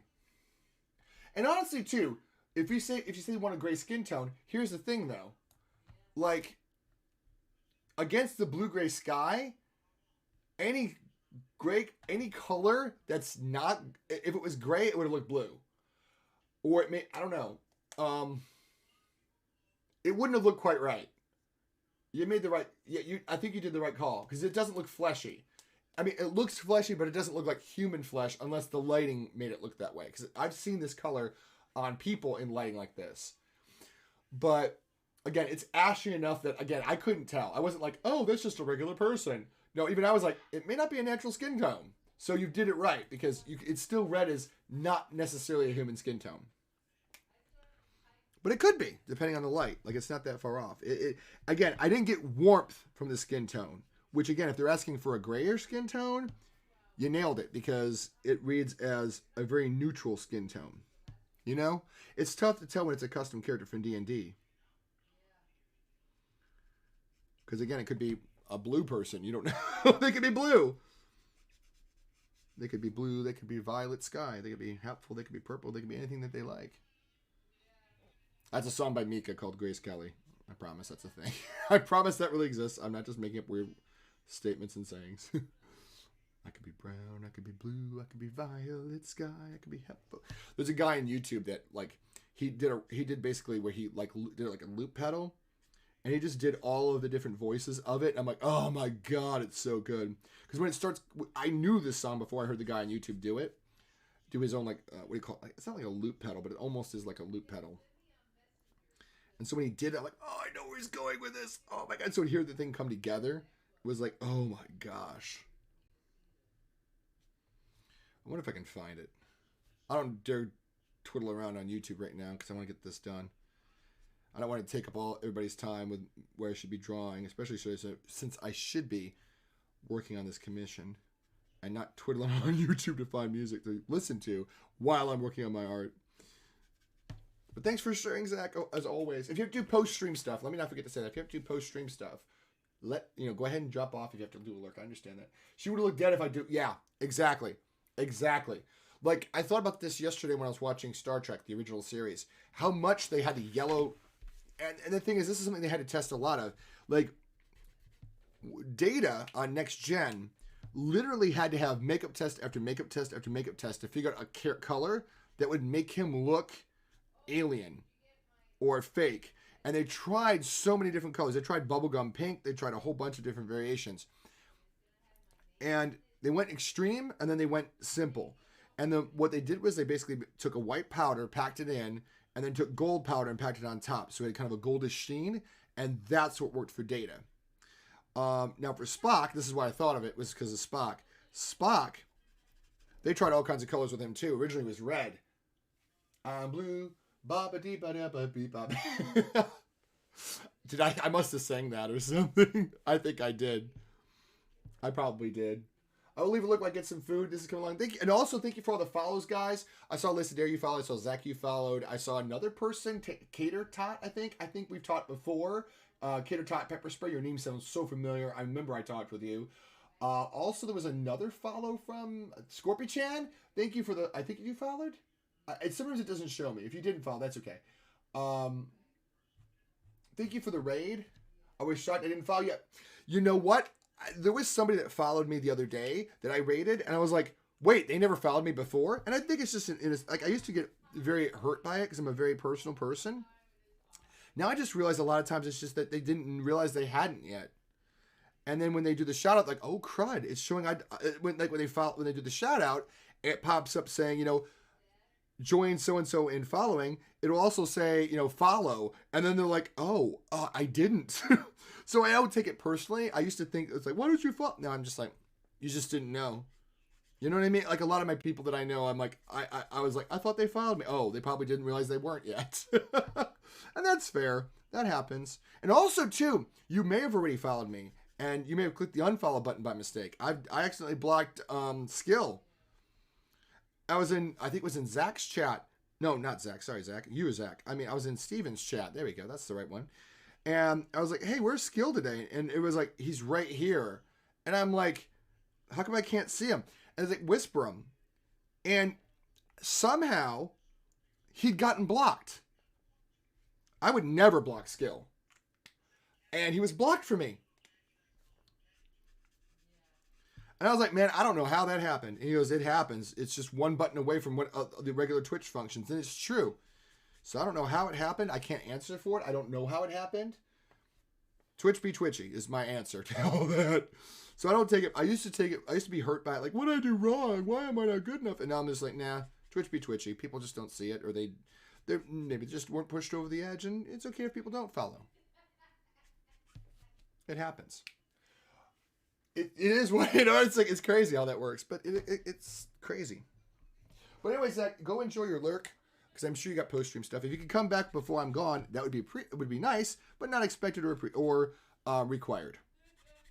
And of course, if anybody else in Zach's stream needs a break, if you all have been at that computer screen supporting Zach, I didn't even know you were live. I try to take a peek at my Arts and Sparks before I go live, but I think I got sucked in because my friend Sweet Violet was streaming. I was like, oh, Sweet Violet's on. I want to watch them. I was singing Blue WD. It was a popular song in the late 90s. Oh. Gosh, I'm bad. See, you gotta help me. You gotta help me on that, Mew. Sometimes there's a lot of sometimes there's a lot of songs. There is a lot of songs out there that yours truly doesn't know. Or I know it. I'm like, oh yeah, of course it was that song because I don't know the name of it or the lyrics. I'll catch some of them, and I'll bet you I know the song. I just didn't know that I knew the song. If that makes sense. I'm terrible when it comes to lyrics. Your boy here is terrible with lyrics.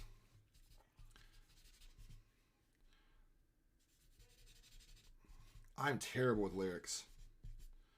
People are like, it's this song that says this. I'm like, wait, there's a song that says those words? I can't even.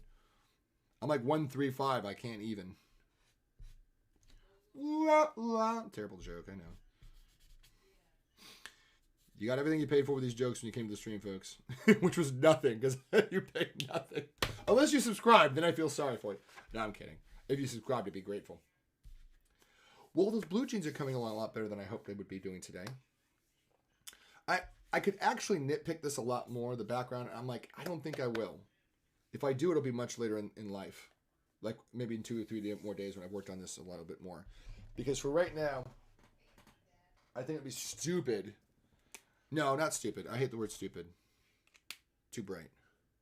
I think it'd be counterproductive. That's a much better term. To focus much more time and energy on the background. That's the right color right there. And I don't want to be counterproductive. And I also don't like the word stupid or hate. So I've tried to say better words than that. There are much better words to use than stupid and hate. And there's far too much of that being used in the world as it is. Far, far too much. And we don't need to add more to it.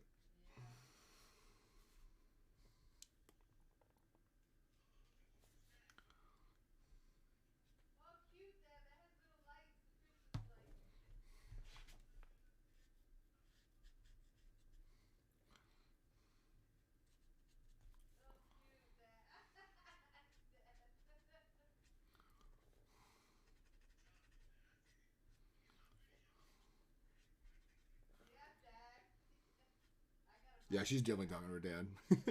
Arlene talking to her dad's a fun experience because her dad is a goofy guy. He's a nerd like us. So, I mean, his collection of Star Wars stuff is ridiculous. He got a bunch of stuff signed by Stan Lee. He's like that kind of a guy.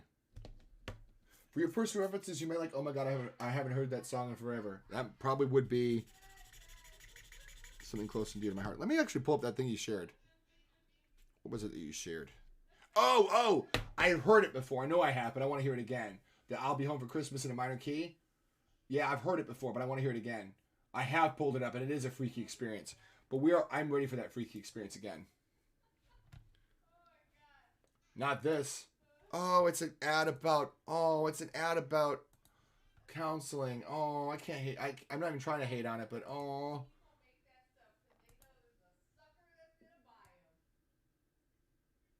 Let's go. Real talk.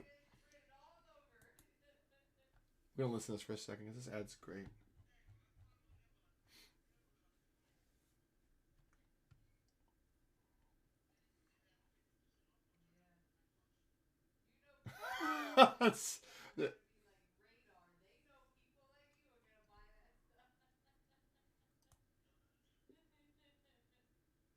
Oh, gosh. That is hauntingly creepy.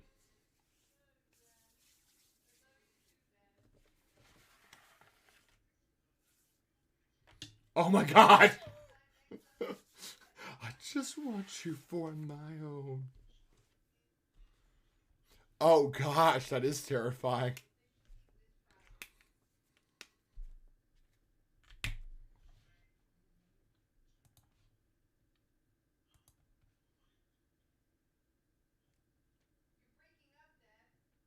That's not the one I wanted. Hold on. It's like this.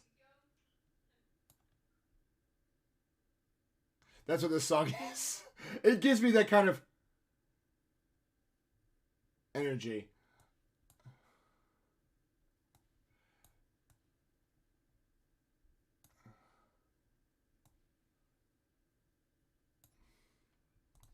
Gotta resize that now. Want you for my...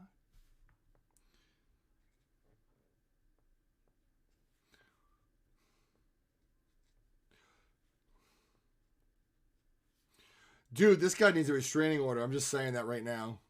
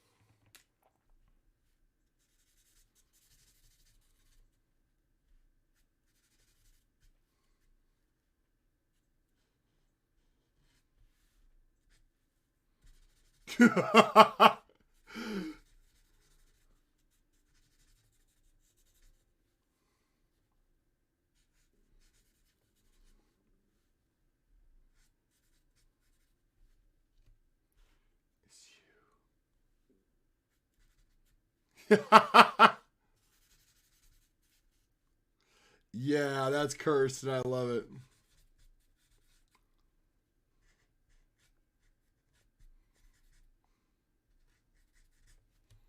All I want for Christmas. Amazing how a simple change. Exactly. It went from being like this cute little kind of flirty song to being like this intent, like one step away from a restraining order song. It's like a tragic like song to me now.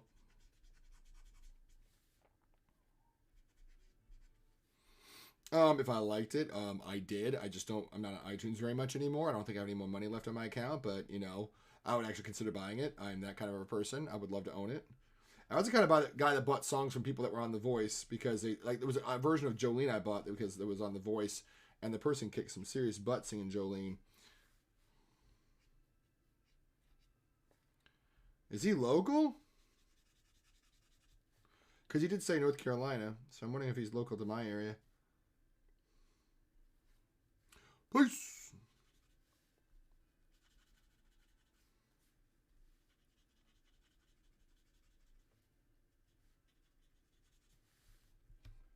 Okay, the paper's starting to get soaked, so I'm going to have to take a break on that.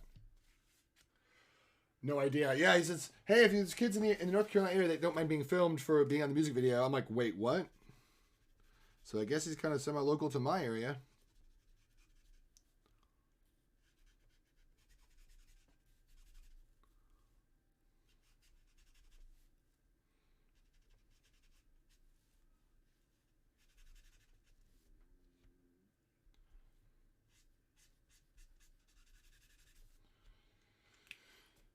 Okay, we're gonna give that a break, but I think those jeans are looking pretty good already. I might not have to do much more with them.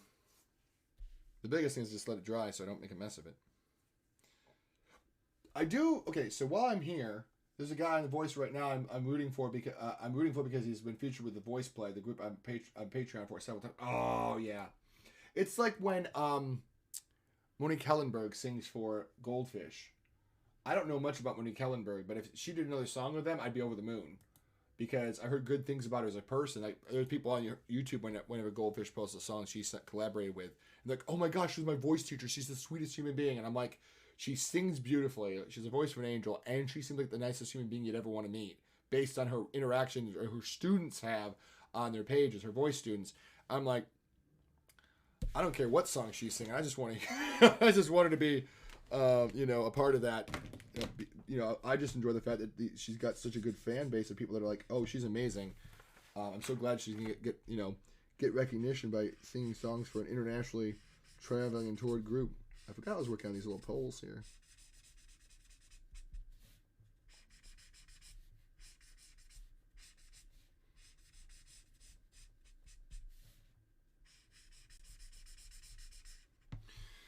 So, let's keep going with this. Oh, I was going to look up the, what is it? Paganini.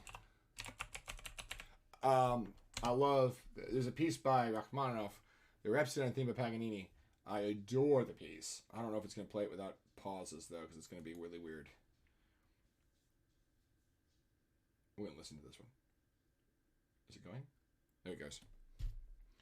It's based on Paganini's Caprice. And I love the fact it starts off with variation 1 before you even get the theme. Because he's like, you know the theme. You know the Paganini Caprice. I don't need to play it again. You already know what it is.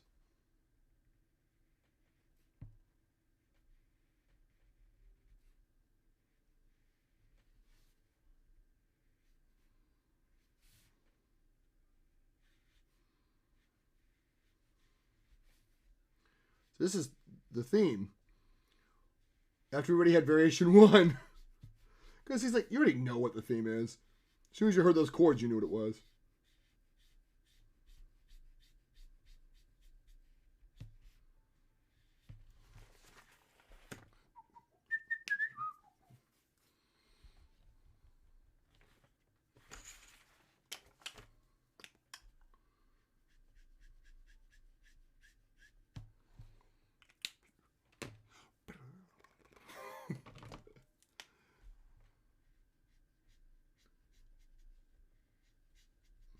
Basically a long and complicated piano concerto. That's not long. It's only about 20 minutes.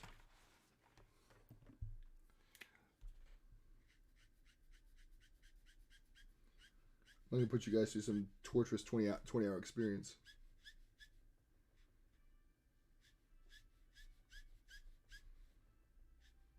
Promise you, I'm not going to put you through some sort of torturous experience. Oh, that's okay, Mew. I'm about to get off in about 20 minutes anyway. So if you want to lurk here, get you some sleep, much needed sleep and rest, I understand. When I had the flu in October or late September, it knocked me on my butt. I'm just glad you're able to spend some of your energy here. It's very much appreciated, and I appreciate the effort you took to come by. Very much so. You've been missing out. I've been hoping you're okay, so it's good to actually talk to you and be like, oh, okay, you're fine. You're alive and you're surviving. I wouldn't say you're okay because it's like you got the flu. It's not okay.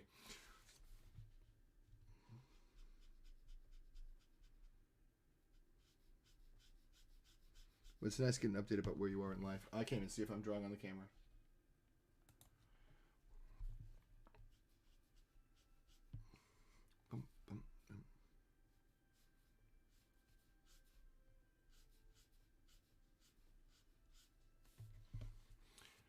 I'll try not to be a stranger on other places where I talk to you.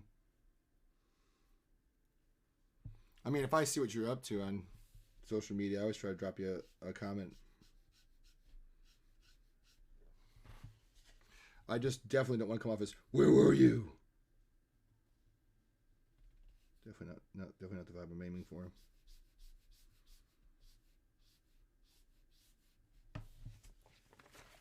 Definitely not.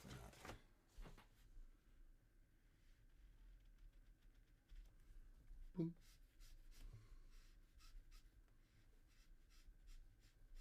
One of the first variations that's slower, but also fun fact, he adds a new counter melody. In this case, Dies Irae. Because why not? Dies Irae, though, is the Roman Catholic chant of the dead. Properly said, it's actually the Roman Catholic chant of the dead for sinners. So it's like Dies Irae is like day of fury, day of wrath. It's like literally it's a it's a warning about Judgment Day. What is it doing in the middle of this piece? Who knows? Some people brought up the fact that there was an old legend that Paganini sold his soul to the devil to get so good at violin. So that's probably what inspired the use of a darker, Roman Catholic chant of the dead, Gregorian chant. And it's cropped up in a lot of things too, like Symphony Fantastique by Hector Berlioz. All heck, it's Hector.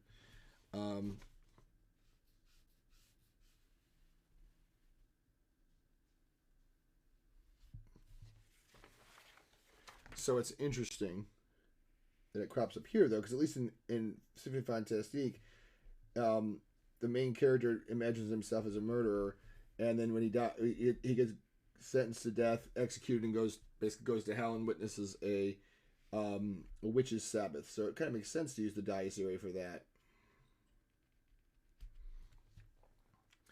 Good to catch up to you. Glad you're doing so well with your new job. Take care. You too. Like I said, if I'm still on, you want to drop back in, do so. But go sleep. Go sleep. I love the fury of this piece.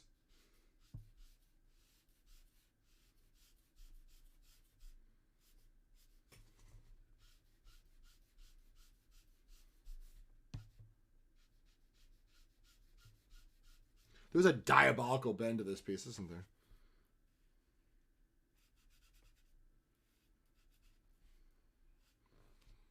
And I love at this point, the piano's just like, I'm just going to pound out the Dies Irae. What's the original melody? the funny part is the original melody is going, and the clarinets. So it's there. It's just now a counter melody, and Dies Irae is the focus. It's funny. It's like, I don't know in what world we have a theme and variations where the variations are taken over by a sub theme that has nothing to do with the original melody.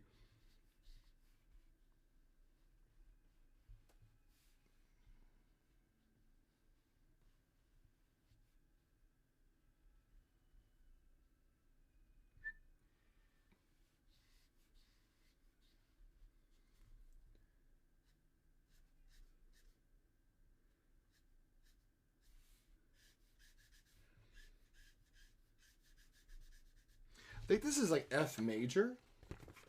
It's certainly one of the few major key variations in this whole piece.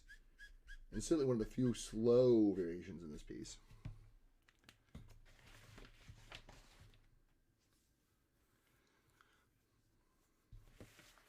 Very reminiscent of some of the music of Grieg here as well. Which I love Grieg. Grieg didn't have a large output, but the stuff he wrote is just gorgeous.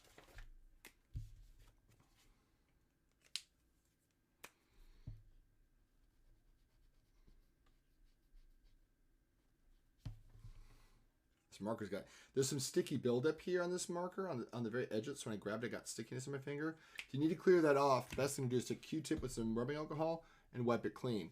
Don't use it on the actual felt tips because it can contaminate the alcohol of the marker, but you can use it on the external parts. And like even here where I got it on this mat, rubbing alcohol or even hand sanitizer will actually lift that off because the alcohol, the hand sanitizer will actually dissolve that off of there.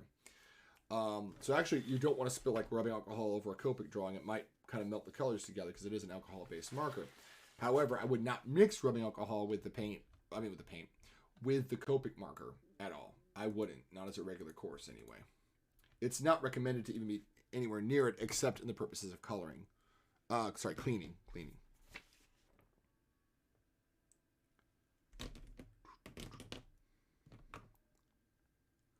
I think we're in the territory of D minor here.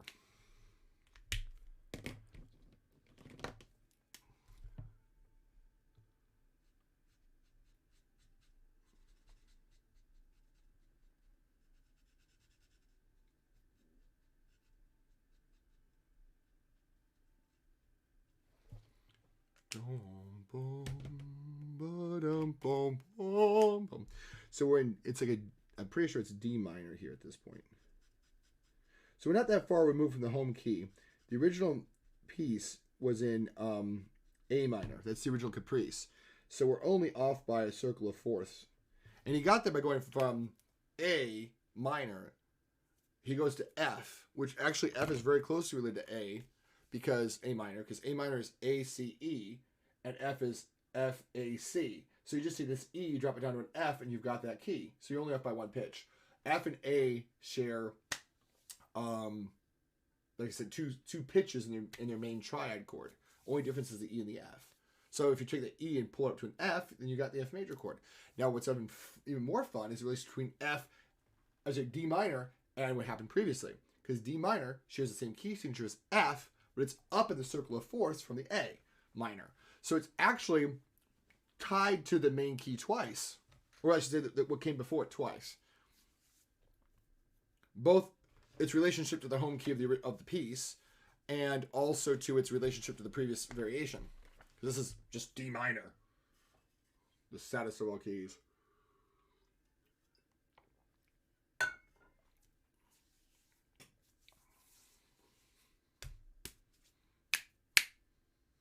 It's trying. It's trying to be something.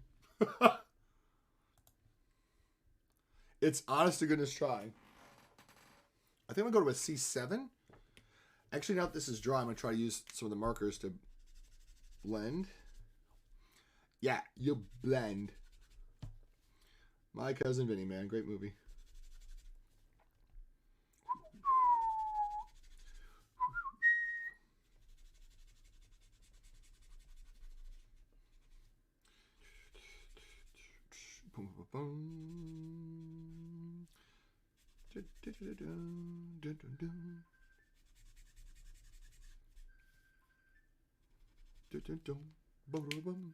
Isn't that great that he basically took that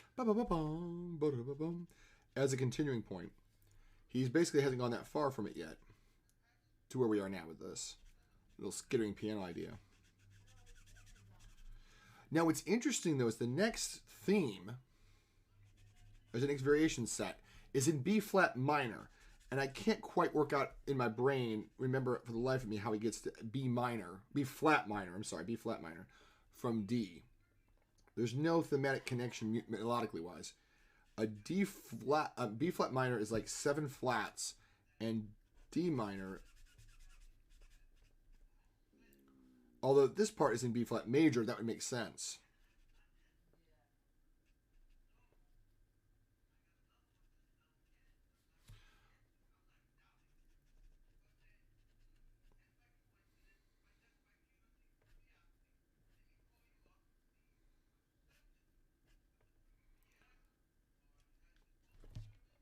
That might have been in B flat major. I wonder if I have the score handy. Now I'm just being nosy. Is this the score? Prokofiev. Vision Fugitive by Prokofiev. Gershwin. It's in here somewhere. I've got the score for this. There it is. Rhapsody theme by Paganini.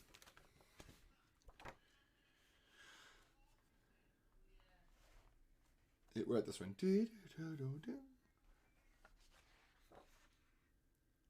It's actually an F major. Yeah, it's F major. So I'm wondering if that's what he did, was he just used the F major chord. Oh yeah, he used F major as an F7 to pivot to B flat minor. That's what it was.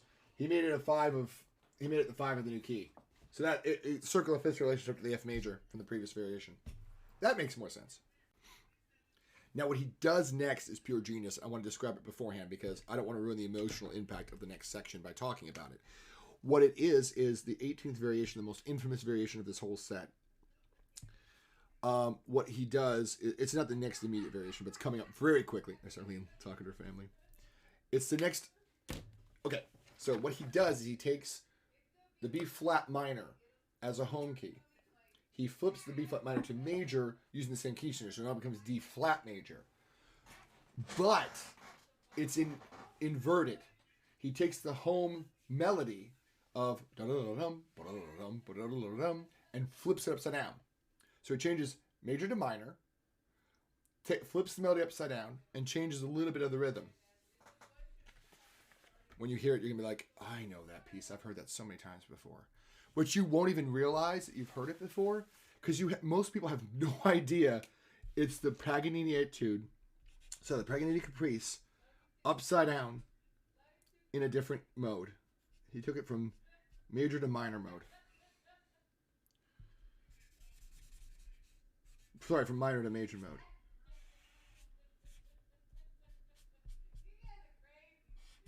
She's having a good time talking to her parents. They love us. They love me too. kind of important that they do. I've lost both my parents. I lost my mom when I was in my 20s to a drunk driver. And I lost my dad to cancer about a year ago. So I have no living parents. Only living family I have that's close is my sister, and she lives about 3 hours away. And she sometimes comes by the stream. That's her name's Pirate Mom on the stream. So if you see Pirate Mama drop by and say, "Hey sis," I'm talking to my sister. But yeah, I have no close living family except I have aunts and uncles and stuff. But like I said, the only family I have left now is my sister and me. That's it, pretty much.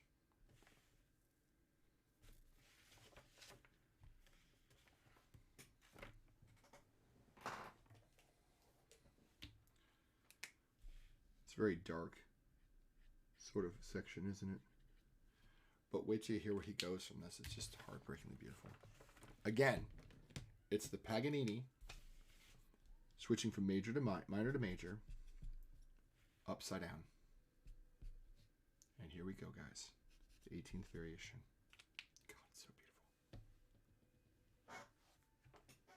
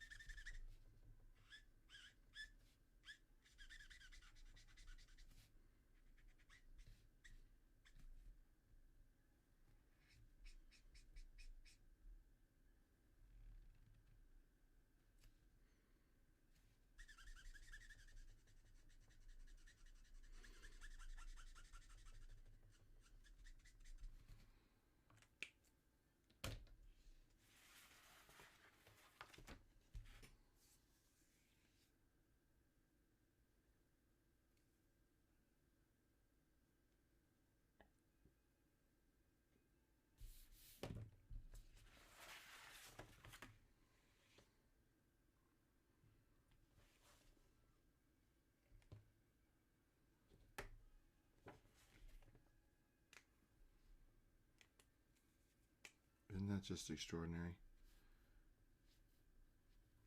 Literally, all he did was take the melody, flip it upside down, and change a little bit about the feeling of it. And people have said, can you imagine? So many composers have written variations on that Paganini Caprice, this Caprice right here. They said, can you imagine that thing? That thing had been sitting there undiscovered for 100 plus years. Brahms wrote a set of variations. Liszt wrote a set of variations. I said, imagine here comes Rachmaninoff after dozens of composers, hundreds of composers have written variations on this Paganini, and no one had ever discovered that in there. And here comes Rachmaninoff, and well, if you've turned it upside down, it makes the most romantic melody you've ever heard if you do it right. Over 100 years of people composing variations on it, and only Rachmaninoff discovered that hidden gem and buried deep. If you just take the melody and flip it upside down, it's incredible.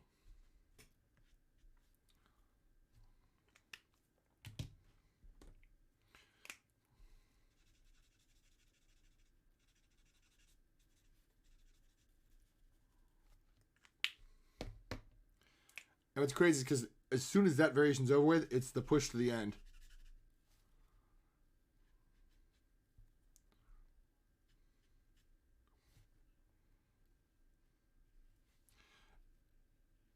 And honestly, the variations become a little bit more easy to kind of tell. You're like, oh, I know exactly where we're at.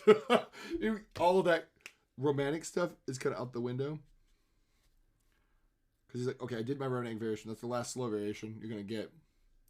Like I said, now it's just a big push to the end.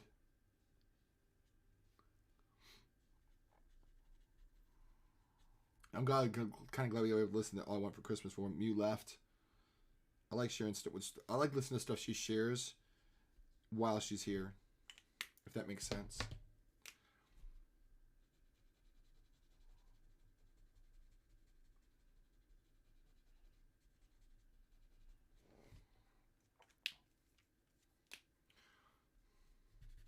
Because I like people know that I'm actually going to do what I say and not just say, oh, let's do it later, then I don't, you know? Like that, you know? Then oh, okay, he really is going to listen to it. Plus, it lets you know that I care about when you contribute stuff and share things, and I truly and honestly do.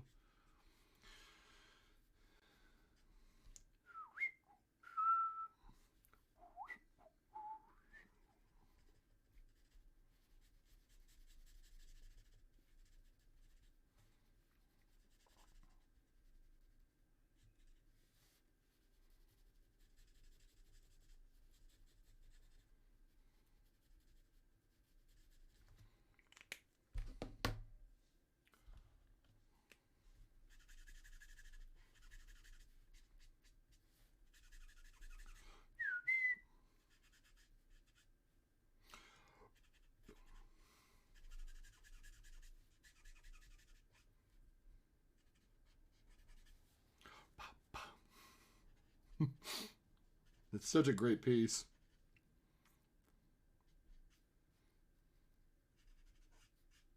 It's make a great piece to set Rasputin's life to or something, because that's the same kind of manic energy.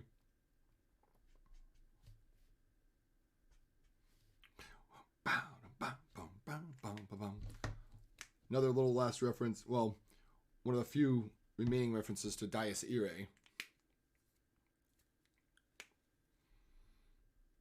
There'll be others, but that's probably the most fragmented version of it you'll hear.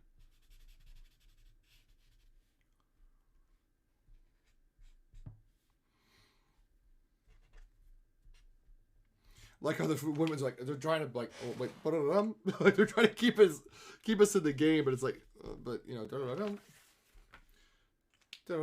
it's like it's almost like but wait it's wait there it's like just trying to keep the melodic thread of that piece of that trying to keep us in the basics of the Paganini piece. There we go. Mm-hmm.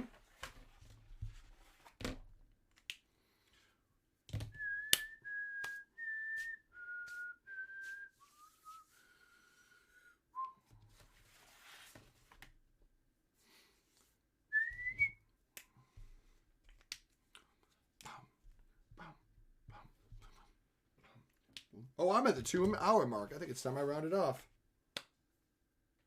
I do want to do a little bit about these steps, and then I'll call it a stream. Oh, it's almost 5. Wow. But I will get some steps things laid in, so that's not so crazy on my other nights to stream. Oh, but that's so good. Such a good piece. Oh, I love that piece so much. Yeah, I do want to get this kind of laid out, and I was like, oh boy, oh boy, oh boy. You know, because these little things are going to be a pain in the butt. So edit, rotate 180 degrees, because it's one of those things that I don't want to have to focus on, but I know I'm going to have to focus on if I want it to look right. So what do I want to listen to? How about the rock? Let's go to that album. That album should have other great things on it, right? Go to album. Yeah, it's got the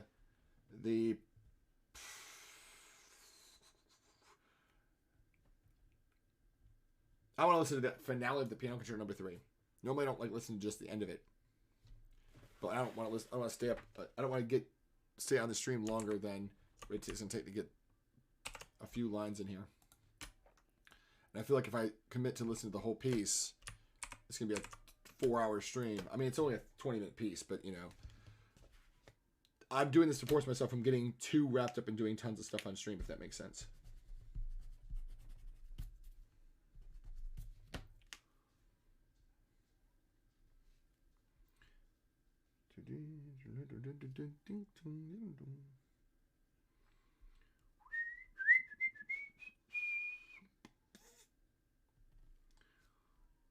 Plus, I don't know what my sweet wife's making for dinner. She may have already started. I don't want to be like, oh, I'm in the middle of streaming. I can't go now. I'm in the middle of doing this one drawing. You know, that'd be really rude of me. She puts up a lot of scheduled things because of my streaming.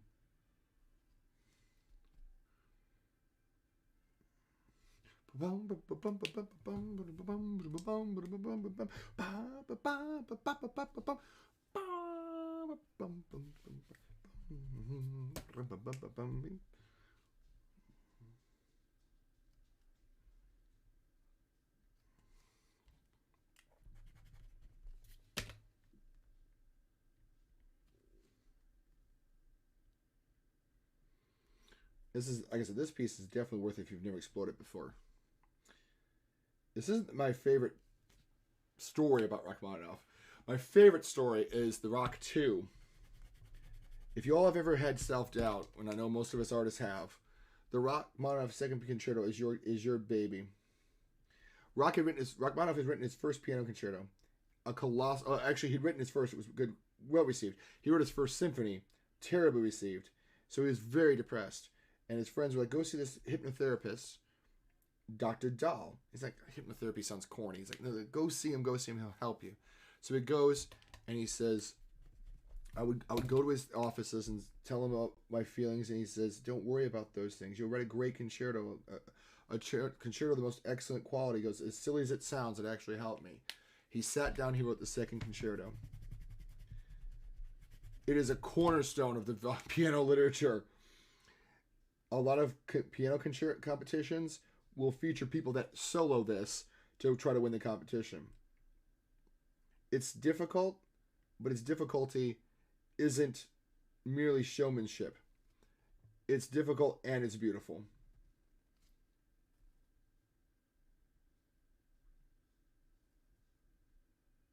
Because a lot of pieces that are beautiful, they're difficult and are beautiful.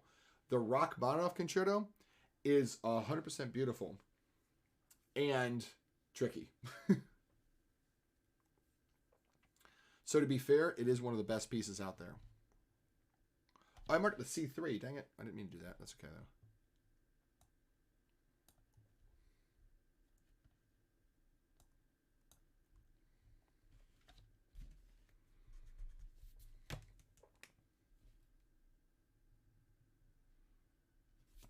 This piece, though.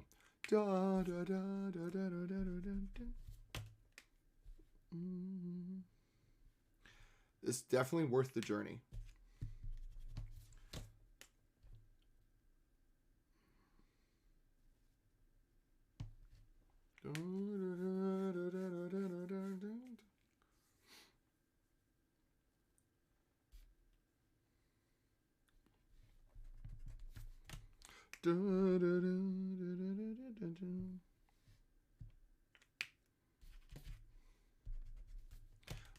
It's incredible. And actually, the concerto itself is dedicated to his hypnotherapist.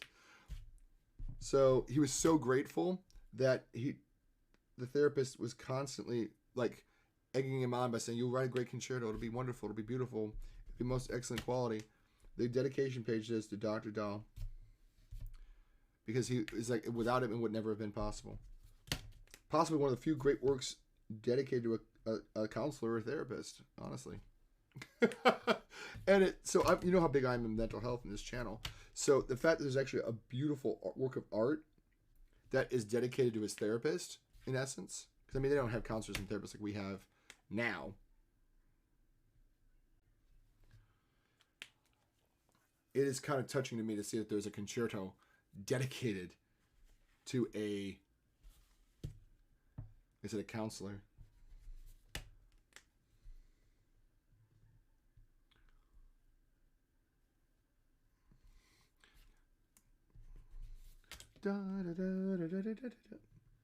What's incredible is how much of that theme is still laying in every little run. He's like, you hear da da da da da da da. It's still going throughout it. The harmonic feeling is still there. It's still there.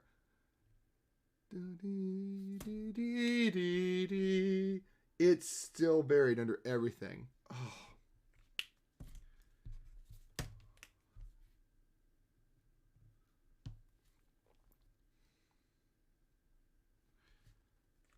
It's like he's laboring. This is not like I said, the counselor dedicated one. But it's still one of his best pieces. A lot of people consider this his best concerto. For me, it's a toss between 2 and 3. It's still going. Every time he takes a dark turn, it winds up right back at that little joyous melody. That little. It's so beautiful.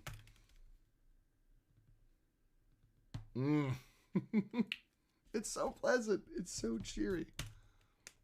And this is a D minor concerto, I might add. The saddest of all keys. I've said that several times in the stream. But it's true.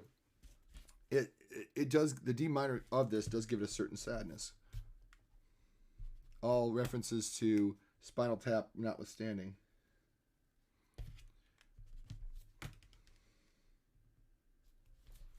But it does give it a sadness to it, a certain pallor to it, in essence. That's like, oh, it's so sad, it's so sad, it's so sad, oh, heartbreaking. But then it's like, yeah, but you know what?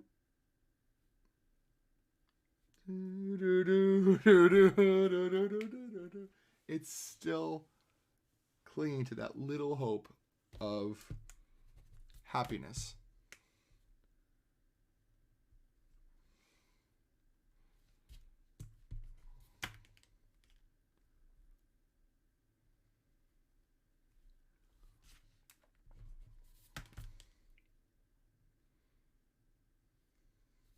This is very reminiscent of his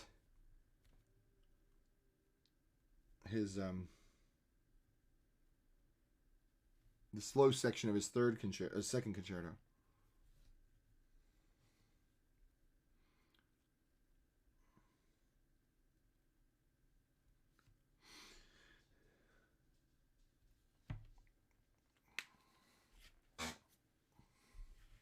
I'm gonna hate doing all this, but I'm gonna do it real quick before I get up stream, and I'm gonna jump off a stream here because I'm getting stream weary.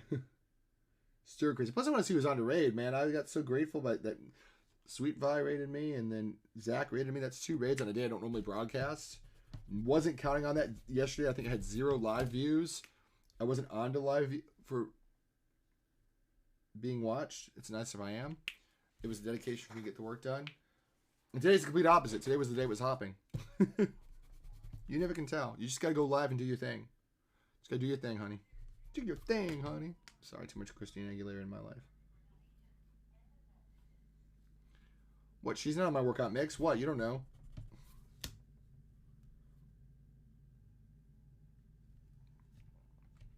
I hate how it's so clever. It's still da da da da da da da. I mean, how many minutes? How long has that been going on? 2 minutes? I mean, sorry, 7 minutes at this point of just da da da da da da da and variations of it. For a composer who's often considered to be very kind of depressing and sad and moody and grandiose and what's the word I'm looking for? Full of pathos. He's given us 5 minutes of da da da da da da da da. Like so pure and just happiness. It's just in a piece that is so dedicated to the darker side of things. we literally got 2 minutes. I'm sorry, 7. A 7-minute section that's purely devoted to somehow staying close to da, da, da, da, da, da, da, which I think is actually a variation of the main theme. Now that I hear it.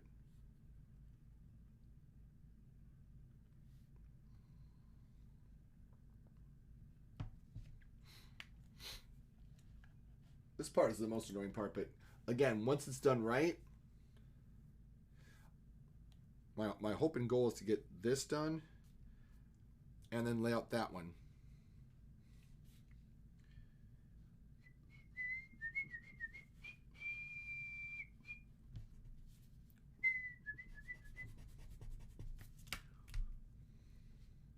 I haven't seen in a while, Matt, but I think Matt says he's not getting my notifications that I'm live, so they didn't tell him I was live. I can hardly be upset that he didn't even know I was here because his Twitch has been twitchy.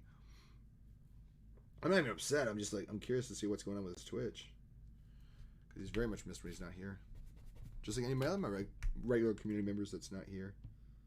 I'm always grateful for whoever does come, if anybody does come. And I'm always grateful even if no one comes because at least I'm live and I'm doing something and I'm making art. Again, not on to be seen by people, but it's always grateful for those that do show up and are part of things. I would tease Matt more about it, but I wouldn't take it personally like I'm calling him out because I'm no.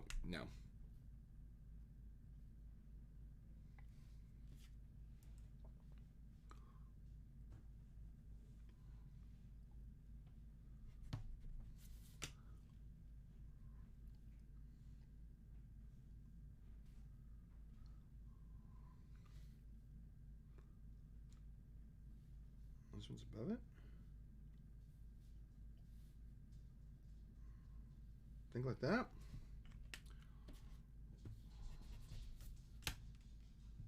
Oh, it's pop time, isn't it?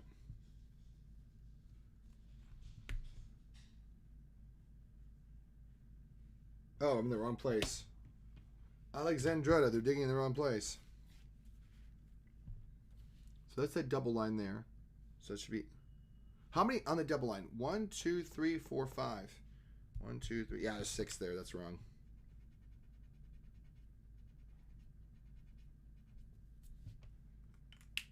One, two, three. Yeah. Hold on. What, babe? I can't hear you. Damn it. I was gonna. I heard what she said. I want to hear the finale. I'll be right back.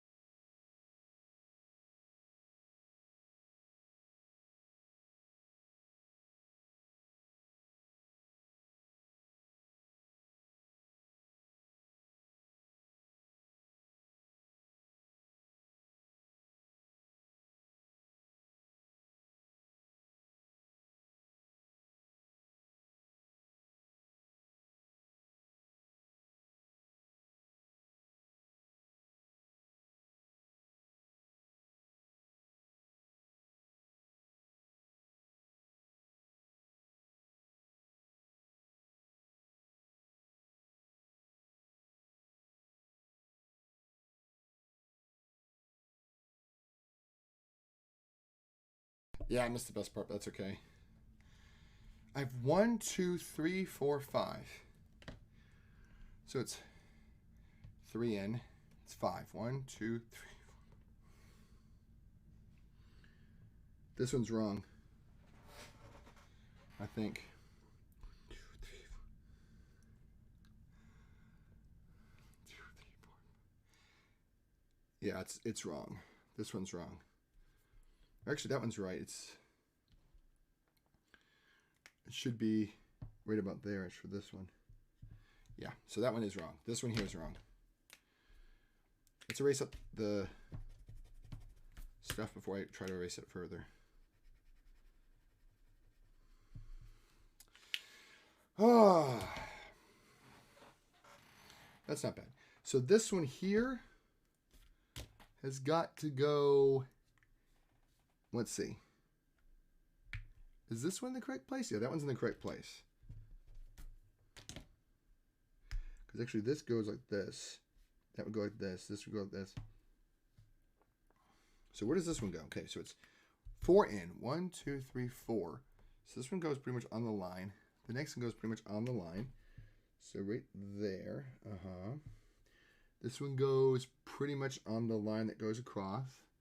A little bit above it's not a problem. This one goes like right there. The line's so light it doesn't matter. This one goes right here. This one goes right on the line as well. This one goes right on the line as well. This one goes just a little below the line. This one goes like this. This one goes just above the line. This one goes just above. Oh, let me see. Let's see. Just below the line on this one. Let's see. 1, 2. Okay, 1, 2. Just above the line. 3. And this one goes just below the line at 4. Okay. And then this one goes is the crossing. It's crossing on the line.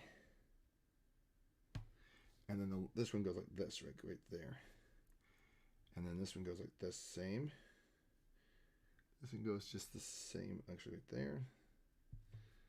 This one goes just a little bit over this side of the line. And this one goes like this, and then like a very whisper right up here, like that. There we go. So we're almost done with this. I think I'm gonna get this done and call it a day, because that's enough. We've had to wrestle with enough, so we're in good shape though. We're not bad. Oh, I'm in puppy break, aren't I? Whew.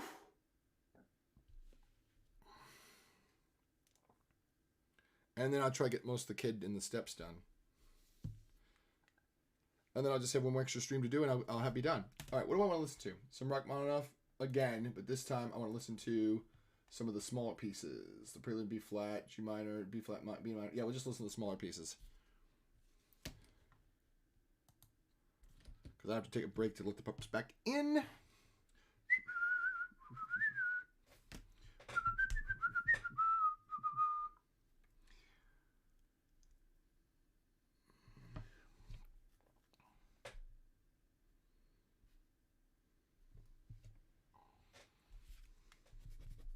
The double line is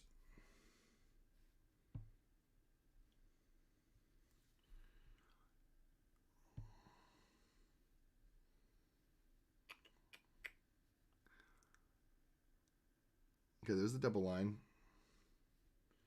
There's the mash of that one right there. Yep. That's like a wart right there. Okay, good. So that goes along this line. That goes along this line here. The double line goes on that side like that. There's a little bit of a wart there.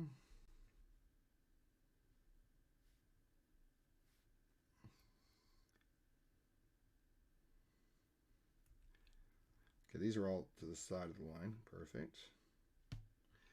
These are pretty much on the line then. Any wart there? Yep, there's a wart right there. And there's a little line right there. Like that. Okay. So we're almost done. What about this one here? There is a slight line right there. We're doing pretty good. Could be doing a lot better. These are all, look like they're above the line. So let's knock this line a little bit less visible. That's very Debussy, actually. It's kind of cool. That is very Debussy-like. Now that that's like the most Debussy-like that Rachmaninoff would be. Not that I'm sure. I'm sure that Rachmaninoff admired Debussy, but it probably wasn't a deep admiration because he didn't do anything impressionistic. I'm sure Rachmaninoff would have been like, nah, not my style. Guess he did it okay, but he was a late romantic, so to be fair, Rachmaninoff was writing a style that was pretty much over with anyway. Not being a snob, it's just that, you know,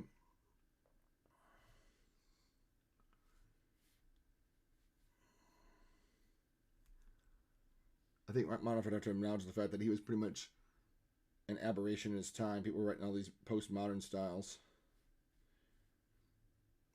Okay, that's got to be tipped this way.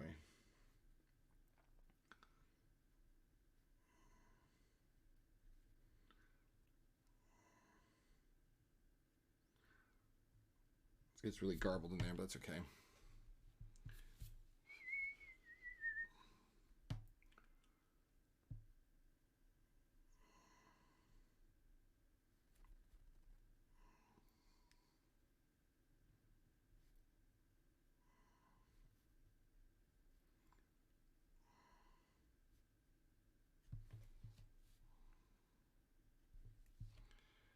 There we go. That's pretty much the entire grid of that. Good. That's not bad. Call it a day here. Actually, let me let the pups in, and we'll call it a day. Be right back.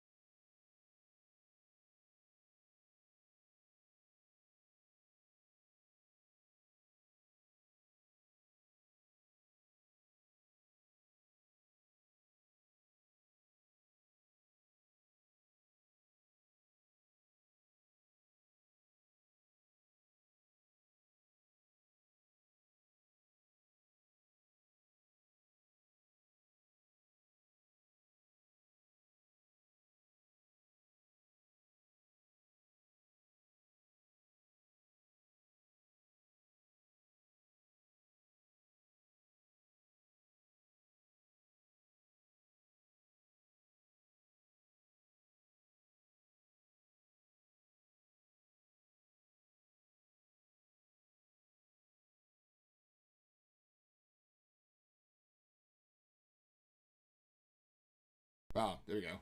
Let's see if I can get a quick idea of this other thing done, because I need to get this cranking. This is going to be the hardest one.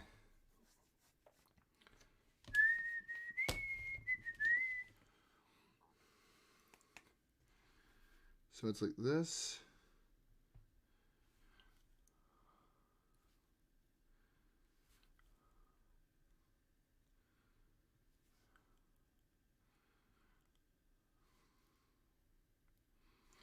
The last line like this goes like this.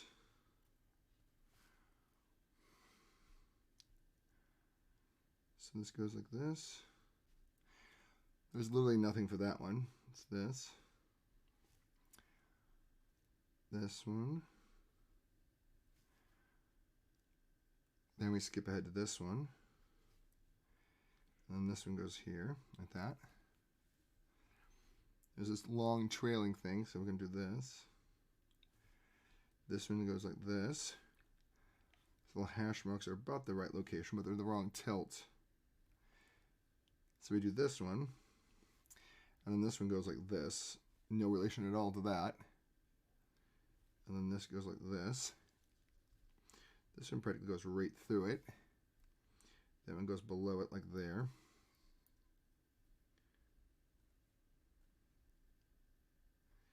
This one goes like this.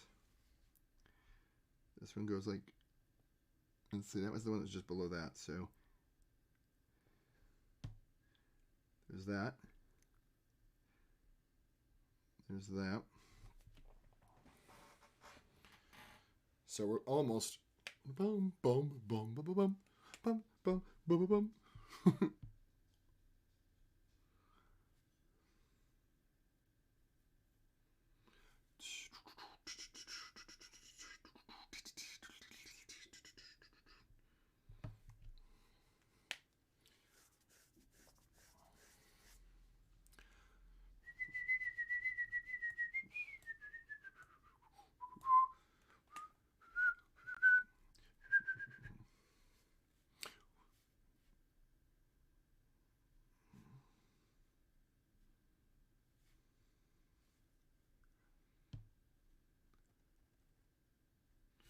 My wife and I watched Scrooged today.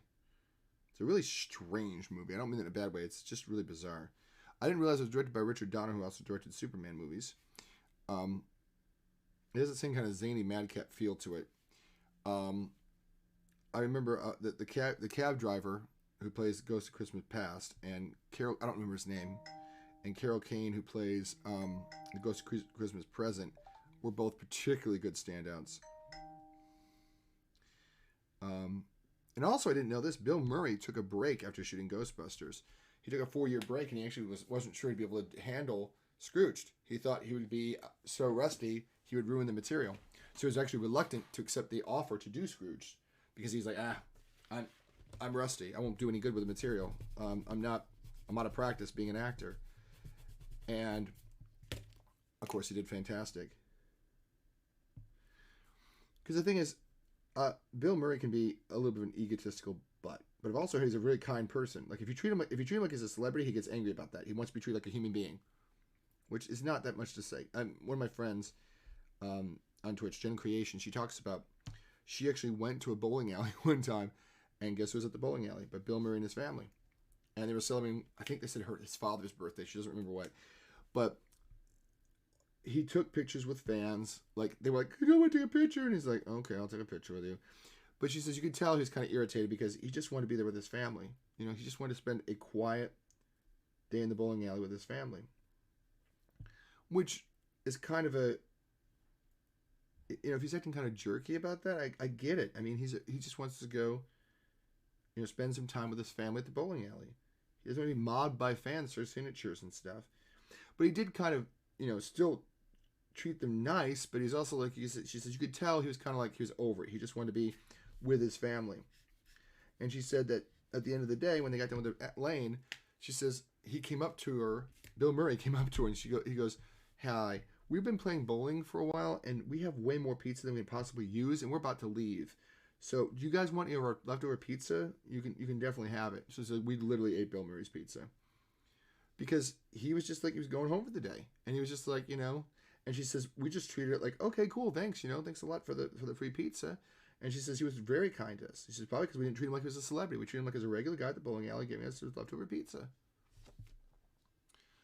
But, so that's why, even though people say, oh, Bill Murray's a jerk in real life, I'm like, but is it really that? Or is it really that he just sometimes wants to be left alone? She says she spotted him at their local Costco. And she says when Bill Murray is at Costco, he doesn't wear Bill Murray clothes.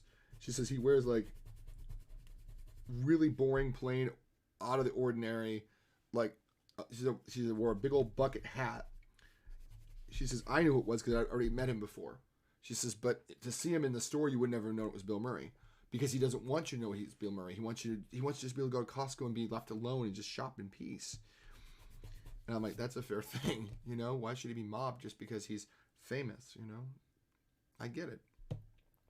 So the reports that say, oh, he's such a jerk, I kind of go, is he, or is he just tired of being harassed when he walks out the door?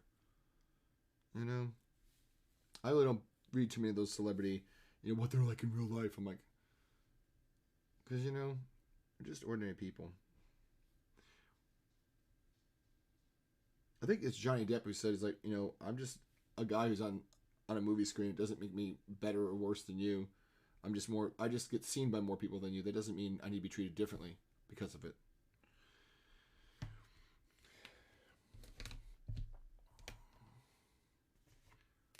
And I always thought that was a nice way of looking at it, you know? He just like, he doesn't, he appreciates his fans. He hates the fame.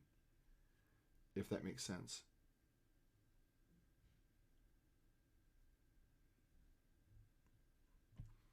And he's grateful for what the opportunities he has as a film actor. He just doesn't want to be part of that funny little society that, you know, has something different going on, you know? His whole philosophy is, I'm just a regular guy that does a job just like anybody else, just like the garbage man or whatever. It's just the difference is I do it in front of more people, and I get more famous for that, and it shouldn't be that way. And I couldn't agree more. Let's erase out these lines real quick here. I think we'll call it a day here. I need my eyes to rest before I do the rest of these lines and mess things up. Because honestly, at the end of the day, you won't even see it. It's this step here is the most crucial because of its tilt. You're going to see more of it. So let's take a quick photo of it. And, oh, I got to clean up my area too because I have to work tomorrow. So unless I get this, if I have a mess of markers here, I won't be able to work tomorrow. So I work tomorrow bright and early. So let me take a quick photo. We'll raid out. We'll figure out who we're going to raid.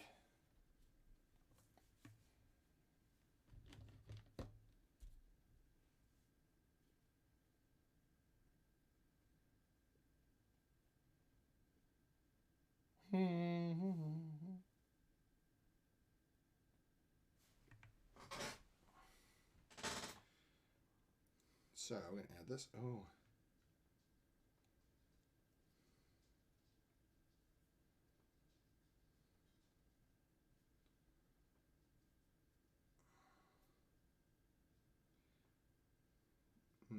Tweet.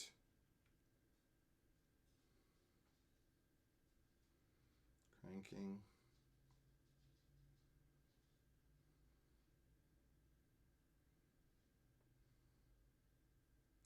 All right, let's find a raid target, huh? I also need to clean up this mess, which we'll do after I eat or something. This is just crazy mess. This is gonna be the trickiest part because that's the part that's gonna slip away from me the most. But these steps and the kid are gonna be probably the next major things to do. I bet the steps are gonna take me forever, more than I want to admit. This is gonna take me a minute to do. Let's find a raid target. I haven't even thought about it. I haven't even looked because I'm never on it this time, like I said before. Thank you for the raids. Thank you for the new follows. I will try to figure out if I can find what they are so I can go over them, give you a shout out. I know Sweet Violet raided me. Thank you for the raid. I know Zach of All Trades raided me. Thank you for the raid. Oh, I should go. Oh, we should go raid. No, I know who we're raiding. We're probably going to raid, unless I find somebody else different, we're going to raid Always Makeup because she's a sweetheart. You all don't know her. She's a sweetheart. Or maybe you do know her. Let me not assume I know everything, but you may not know her because she's not in Arts and Sparks. And you may not have, she's a body painter, so she's not unlike my teammate, Kimmy. Let's go raid Arts and Sparks. Arts and Sparks. Let's go raid Always Makeup. She's a sweetheart. I don't even have to think twice about it. Except I just look to make sure I'm not missing out on somebody else. That I have a rare opportunity. But I rarely raid her because she's usually, Always Makeup's usually off before I'm on. So let's go raid her. She's a blast. And I always click on video producer. I wish they put creator dashboard above video producer. Not edit stream info, not that. Raid channel. Always Makeup. 33. She's doing a partner push. Guys, thank you for dropping by. It says I have one viewer. I don't believe I have one viewer for the raid. Not with all the lurkers I have. One. I'm counting how many lurkers I know are human beings. Well, that might be a lurker from... I'm pretty sure that's a real human being. So I'm going to count that. 1,